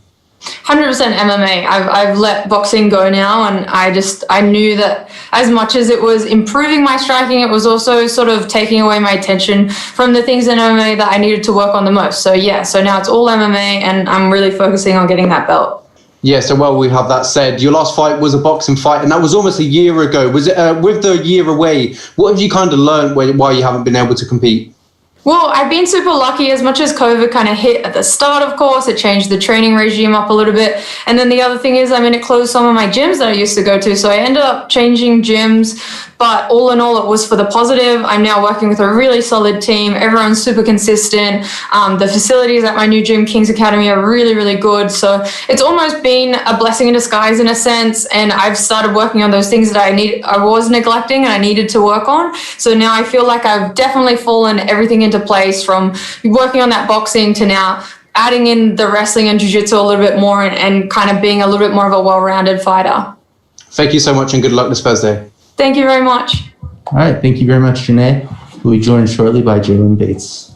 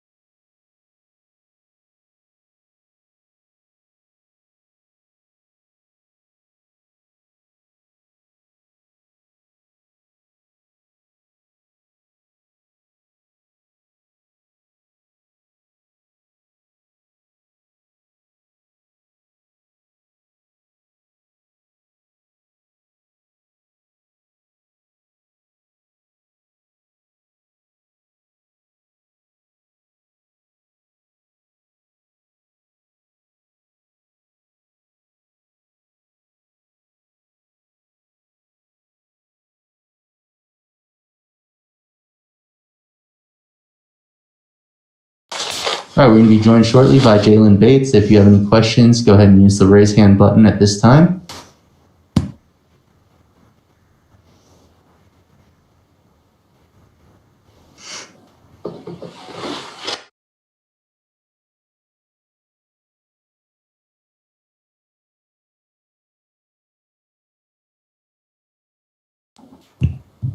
All right, Jalen, so your first fight with Bellator, tell us how everything's going so far. Everything is great on weight. Gonna get some rehydration a little later and probably hit some more, a little more weight cut. But other than that, everything's great. Love it. And all the preparations with the pandemic going on, how does it affect your game plan? Honestly, it really hasn't. I've been training ever since the pandemic started. I was training before the pandemic, ever since my last amateur fight. So I've been really prepared for this moment for a while now, since January, honestly. And can you tell us anything that you've done to prepare for this opponent in particular? Smash. That's it. That's all I see, and that's all I'm trying to go in there and do. Hurt him, damage him in any way possible. We'll go to Donna. Hey, Jaylon, how's it going? Howdy. There's never been a more exciting time to be a bantamweight in MMA, right? Oh, yeah, there's a lot of opportunity on the rise, and I'm gonna, I'm an opportunist, so I'm gonna seize it all. Yeah. There's, in all the various divisions, be it the UFC, be it in Bellator where you are, there's so many names. Anyone sticking out for you? Ooh. Patchy was going back and forth with me a couple months before his fight with the champion now, Archuleta. So, eventually when I'm 6-0, we'll get there. We'll get there. I want him on my 7th. Anything for maybe James Gallagher? He doesn't impress me. Not in the slightest. You excited about making your pro debut, and obviously under the Bellator banner as well? I mean, it's a huge opportunity. You're opening the show in a time where MMA is being watched more than ever because it's one of the sports that has been back. This is an exciting time for you to be making your pro debut, yeah? Oh, yes. I'm excited. Put on a show. I want to show the world that I'm a martial artist. I'm not just a fighter, and we're going to do everything in our power to prove that. Thank you, buddy. All right, Gareth. Good evening, Jaylon from London. Gareth A. Davis calling. You're 23, you're making your debut. We don't know a lot about you yet. Tell us how you've come into the sport and why it drew you. You're the new breed, as you say. Why did it draw you in? Well, it's a long story, but we'll start from the beginning of just bullies. Like, I feel like most fighters, there's a time when you're bullied, and there's a time where you had to fight back.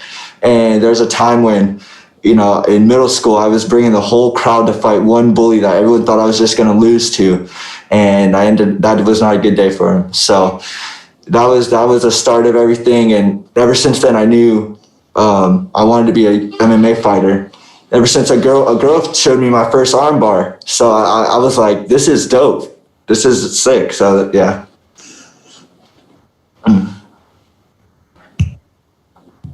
All right, Lenny. How's it going, Jalen? How are you? I'm doing fine, my man. How are you? Yeah, glad to hear. I'm doing fine. Thank you very much. So you're 9-0 as an amateur in MMA, 7 finishes in 9 fights. Can the fans expect to finish in your professional debut this Thursday? Absolutely. Straightforward answer. I like it. Thank you so much, and good luck this Thursday. Thank you.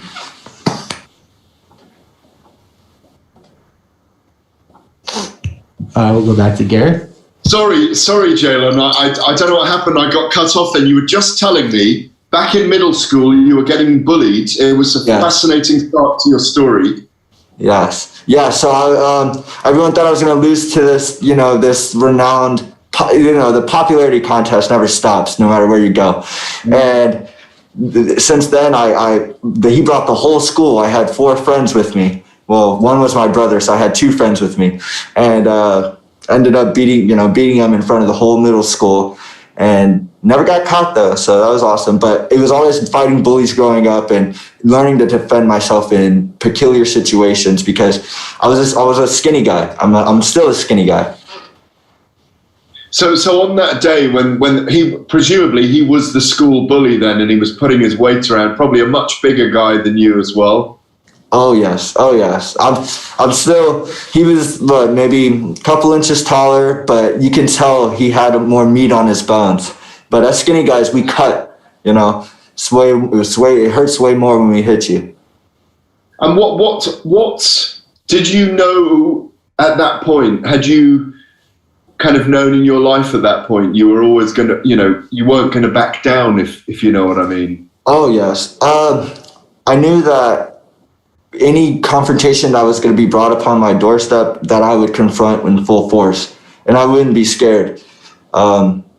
Yeah, ever since that day, I kind of just catapulted and took everything more serious. And I got the first UFC game, and I was just like, dope. Okay, these are fighters. Like this is real. Like I was watching WWE, and I was like, no, this is real. The real stuff. So ever since then, I was like, that's what I want to do, and I defended myself in any bully situation. I'm sure you're going to tell this story over and over. Did you have to be the man in your house at a very young age, or? No, my dad did not let us win. My dad was we would always wrestle with my dad. We grew up in a real, two other brothers. One was my age, and our dad would hold us between his legs, and he would pinch our noses, and we would try to wrestle. He would never let us win. And that's the key there. There was not really. I wasn't raised in a household where we bred weakness. We're built on strength and honor. And ever since then, I was just like, we just continue going. We continue to push and fight forward, no matter what. Well, you sound amazing. Do you feel like you have a genuine destiny in this sport then? Absolutely. Yes, thank you for hearing that too. No, I can't wait to see you fight, and I can't wait to meet you as well. You sound amazing. Thank you. I appreciate you. All right, our last question comes from Steve June. Hello, Jaylon. Thank you for the time today.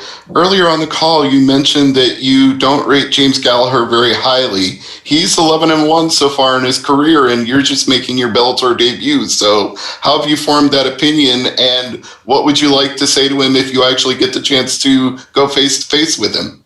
Well, I'm no disrespecter. I don't disrespect people. I just don't think that highly of people as well. I don't have expectations for anybody. The only person I expect highly of is myself. So if I saw him, I'd say, hey, you're an awesome fighter and I would love to fight you. It's all respect at the end of the day. I have no ill will or ill manner towards anybody, but I do not, see him on my level because there's levels to this sport. And you guys will see that as time goes by. All right. Best of luck on Thursday. Thank you. Thank you. All right. Thank you very much, Jaylon. Appreciate your time. We'll be joined shortly by Sumiko Inaba. Beautiful.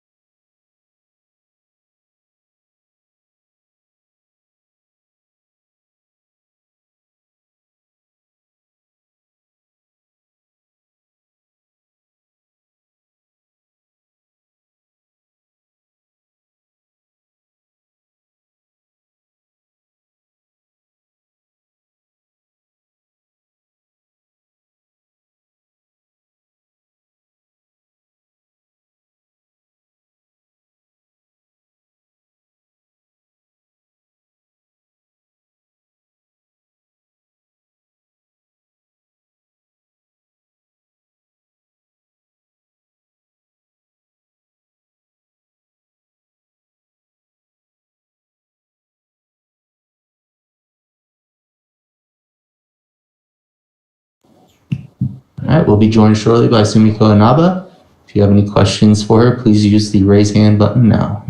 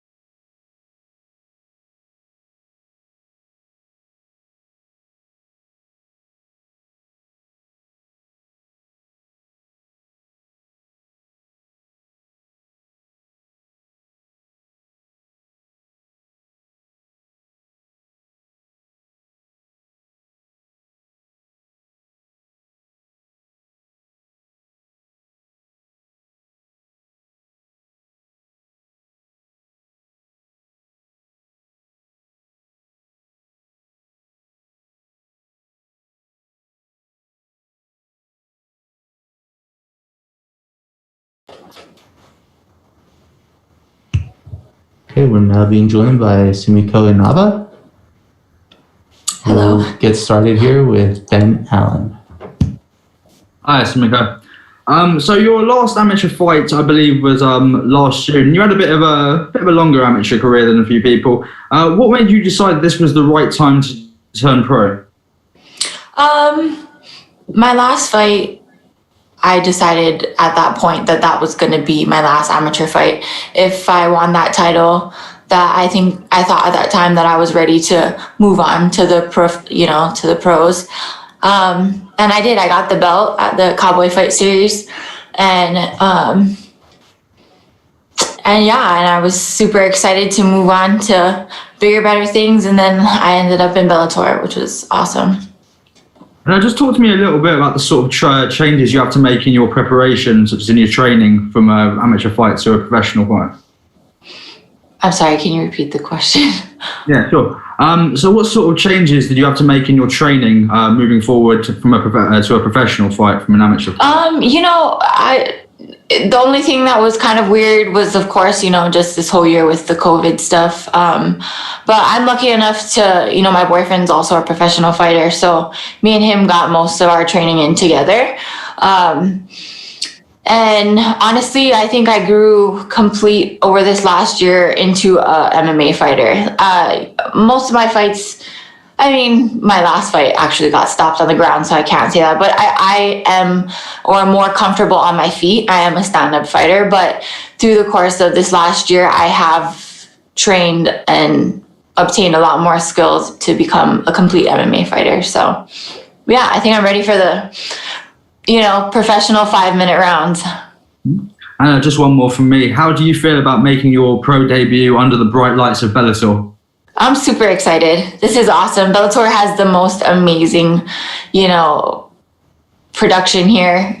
They've taken care of me the whole time, and with everything with COVID and their safety and everything that they have to do for the fighters, it's been an amazing experience. Daniel? Hi, Sumiko. Dan Yanofsky here. How are you doing today? Hey, good. How are you? Very good, thank you. You joined the very talented but crowded flyweight roster in Bellator that includes Ilima McFarlane. What can fans expect from you to stand out, to separate you from the rest of the pack? I am going to come out with a bang. I think that my stand-up, like I said, is something that I like to do, and I feel like that's going to make a big statement in the 125, the flyweight division, for sure. Thank you. Good luck. Thank you. All right, we'll go to Gabriel. Hello, Sumiko. Can you hear me? I can. Thank you. Perfect. So, Sumiko, we've seen Bellator sign several prospects at, 0-0 or 1-0, AJ McKee, Ilima, others like that. What does it mean to you that you don't have a pro fight, but the second biggest organization in the world is saying, hey, we want this girl on our roster?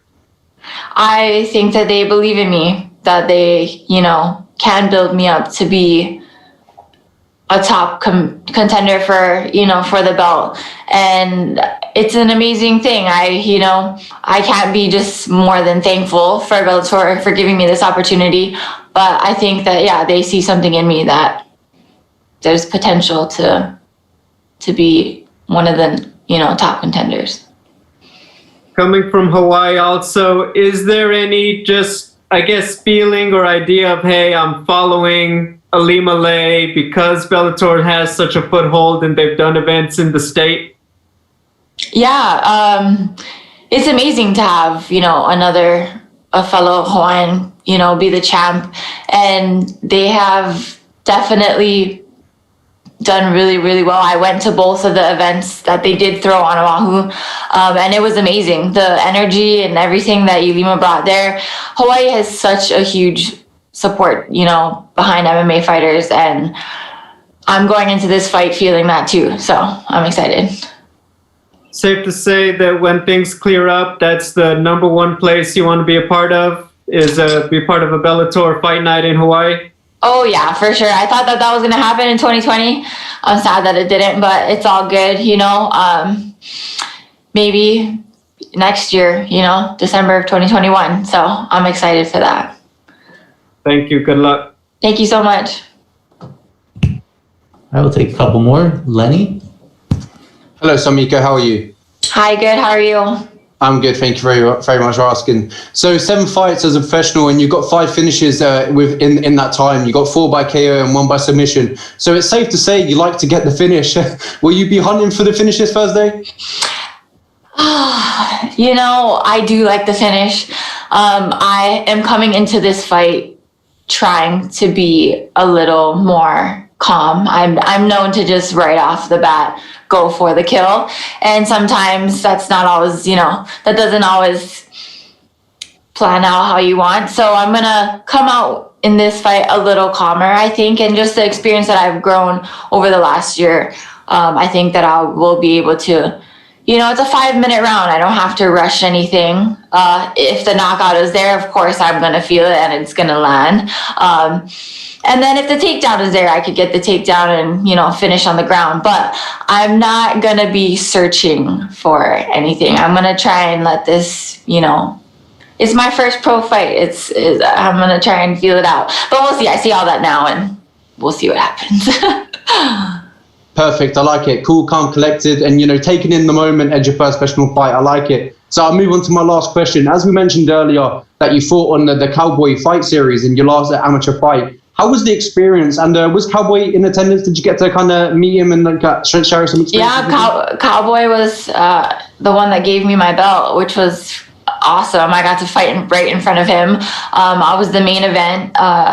Just the whole experience kind of set me up for, moving on to professional. I flew all the way out to Virginia, did my weight cut, and just the experience of traveling and doing all that, it really did help me to put me in a good place of how this fight week had played out. So, it was an awesome experience, super exciting. It was great exposure, super cool to meet him in person and fight in front of him, for sure.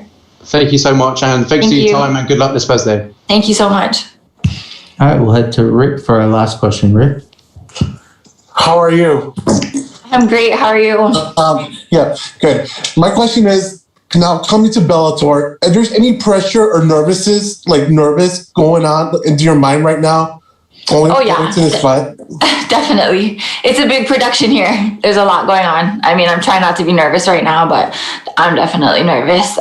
It's all excitement, nervousness, though. None of it is it's all, just new. So I think that's where it's coming from. But it'll get easier, less nerves as the next few fights come, but excited more than anything. All right, thank you. Thank you. All right, thank you very much, Sumiko. Appreciate your time. Thank you. We'll be joined shortly by Austin Vanderford. If you have any questions for Austin, go ahead and use the raise hand button now. Okay. Okay.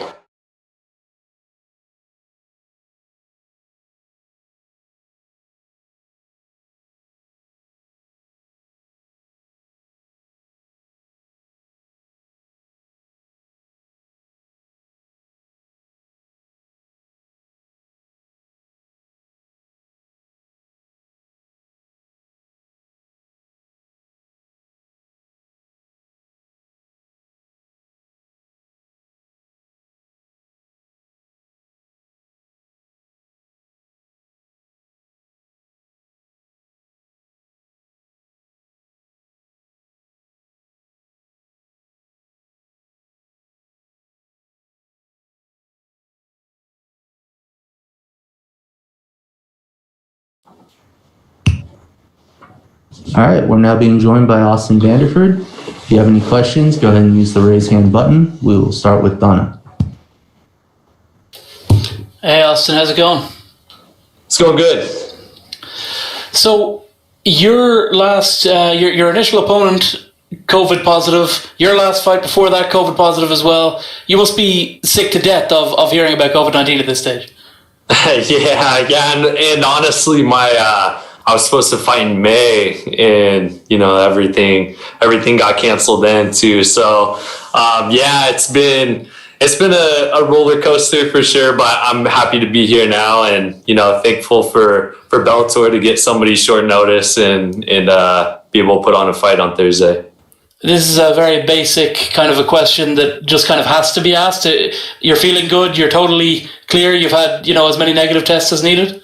Yeah, for sure. Yeah, no, I definitely, I had the symptoms, when I got it, when I had to pull out my fight. Up until then, I felt really tired, and I didn't, but I chalked it all up to being at the end of a fight camp and all that. But as soon as I got the positive test, then all the symptoms hit me. You know, I lost my swelling, my taste, my body ached really bad, and all that. But you know, I'm young and healthy, and fortunately, it was a really quick pass through. And so you definitely would. Your message to the public would be, you know, maybe take this thing seriously. Yeah, it's so, man, that's such a hard thing. It's so tough for me. I see so many sides of everything, but you know, I know for myself that you know, not to underplay it at all, but I was sicker this year alone. You know, I got the flu this year. Actually, after my fight in Israel, I got the flu when I had gotten home. So. You know, but the weird thing about it is just how it affects everyone so differently. And then, you know, I think it's important. And to me, I think it's just about being a good person, being a respectful person. And just because I don't want to wear a mask, you know, I'm still going to it just out of respect to the rest of people. Cause, you know, some people do feel like it, you know, it does make a big difference for them. And I want to respect that. One more from me. Obviously, you had to enter the bubble a couple of days ago. Did you get a chance to go out and cast your vote? Yeah, I voted right before we left. So, yeah, my wife and I both we voted this year, and yeah, you know, today's a interesting day for sure. You know, we won't be staying up all night. Yeah. Thank you. All right, we'll go to Gabriel. Hey, Austin. Just wondering, I know you guys have posted a lot on social media, you and Paige, about making the move to American Top Team in Florida. I'm assuming this must have come up about making that a more permanent move before. Why was now the right time? I think, you know, with everything, with COVID going down, I mean, you know, we moved to Florida and ironically, you know, got COVID from doing it. But, you know, I think it was just the right time. You know, my wife had made some big changes in her career for the time being. And yeah, you know, it felt right. You know, our managers helped us along with everything.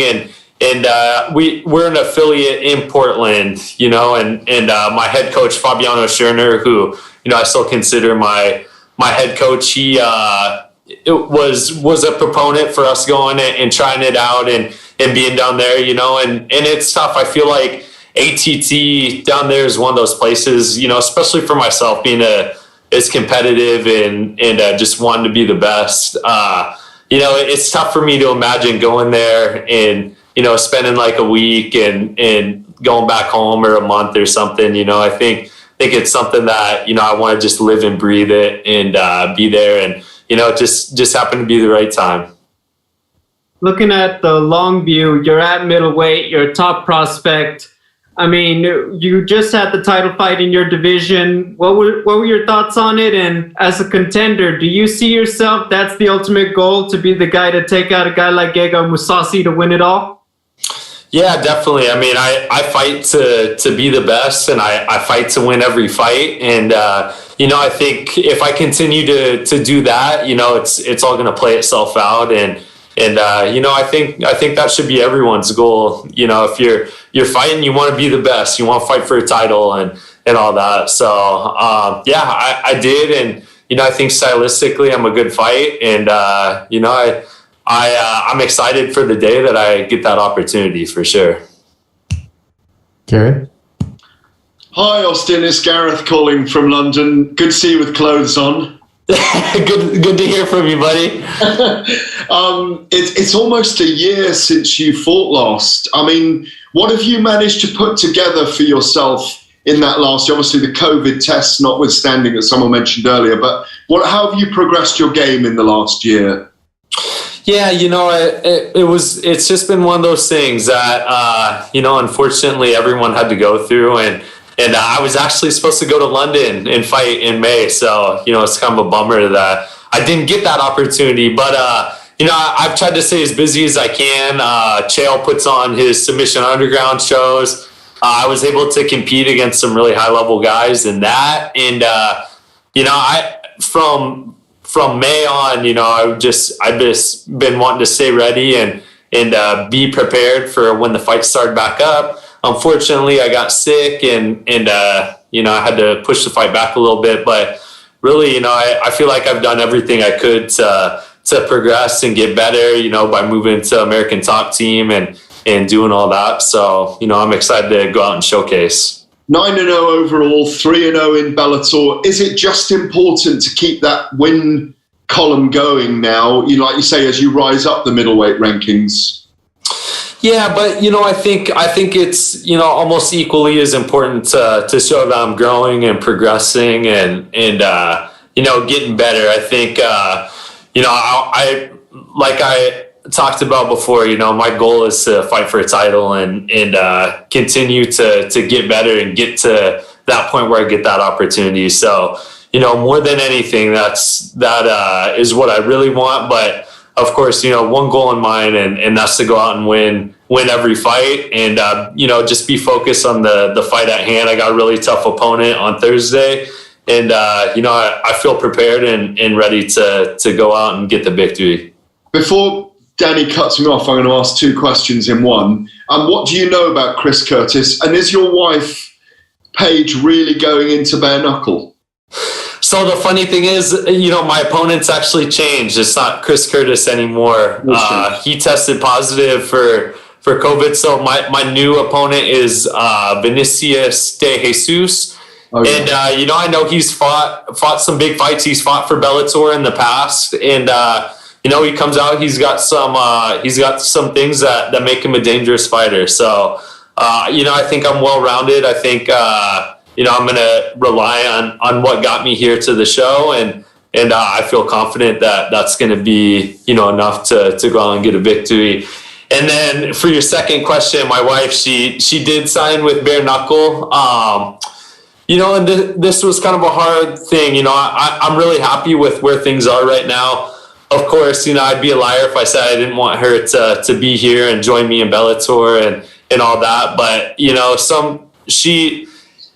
that decision took a lot of soul searching for her, and she felt like at this point in her career, she needed to make some changes and, to continue to compete with the top girls. And, I think what she's doing now is going to extend the longevity of her career. I know it sounds kind of ironic because she's going to fight in bare knuckle, but she's only 26. And, this gives her the opportunity to work on some things, really work on her striking, be a much more dangerous striker. And then also on the side, knowing that she's more than likely going to come back to MMA, to start to improve on some of the things that she could improve on and to really make her a much more well-rounded fighter. And, I'm biased, but in my opinion, be one of the best girls in the world.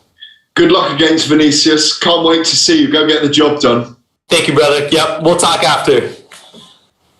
All right, we'll go to Dan. Take a couple more. Hey, Austin. How you doing today? Doing good. Thank you. So you're facing a new opponent in Vinny de Jesus, who is different, but has much more, I guess we could say, experience this year, we could say, considering you've had a little bit of a layoff. How difficult is it to prepare or face an opponent at the last minute, especially one who has been active recently?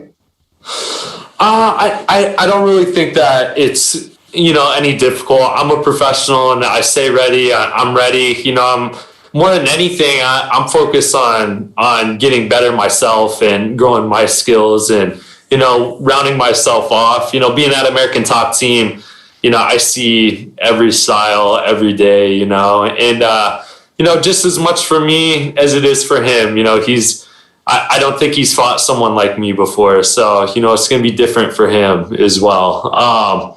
So, like I said, at the end of the day, just being a professional and being fortunate for Bellator to go out there and get a new opponent for me. And, I'm excited to fight on Thursday.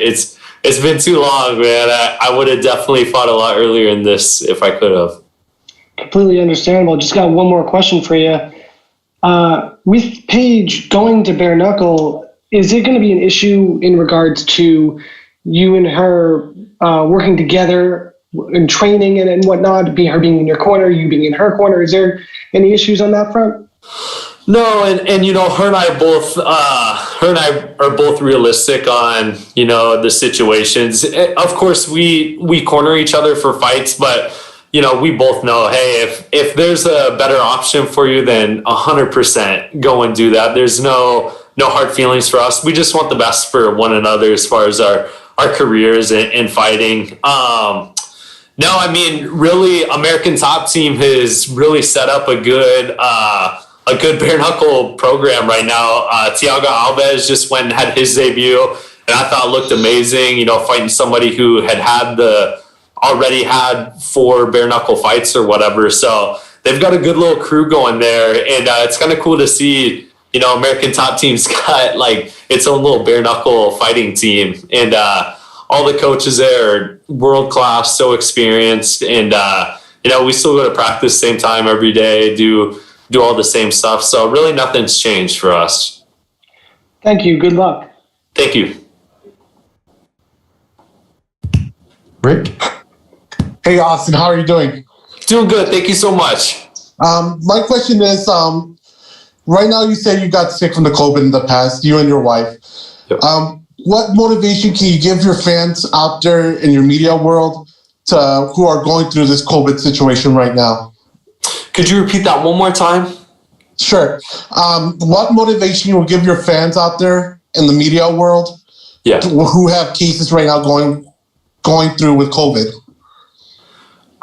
Give just some words. I think it definitely, it's a serious issue going on right now. And you gotta stay as healthy as you can, and just try to live a healthy life right now. And for myself, I was fortunate to have a mild case and all that. And I just hope that those who are sick, that they just go through the mild cases and just be respectful to people. All right, thank you. All right, we'll take one more from Simon. Hey, Austin, hope you're doing well. First of all, I'm really digging the hat. I don't know if that's new or what's going on there, but I gotta ask you, how nice is it going to be that you're able to use all your tools now that you're entering the MMA world, as your past few have actually just been on Submission Underground? It's so nice, man. I even doing interviews up for Submission Underground, I was, talking. I'm an MMA fighter. I was just doing that stuff to stay active, and I'm very fortunate for Chael for putting that on and giving me the opportunity just to continue to compete and all that. But I think for almost every single one of them, I'd gone to sparring the next day or the day before, Saturday, done hard sparring rounds and then went and competed. So it's relieving. I'm really happy to just go out there and do my thing and do what I do. And I'm just so thankful and fortunate that this is what I get to do for a job and, go out and fight. I love the fight. Awesome. So I appreciate the time, and I wish you the best of luck on Thursday. Thank you, brother. All right. Thank you very much, Austin. Appreciate the time. Nice. All done. Thank you, buddy. Thank you, everybody, for joining us today, and we will see you again Thursday night.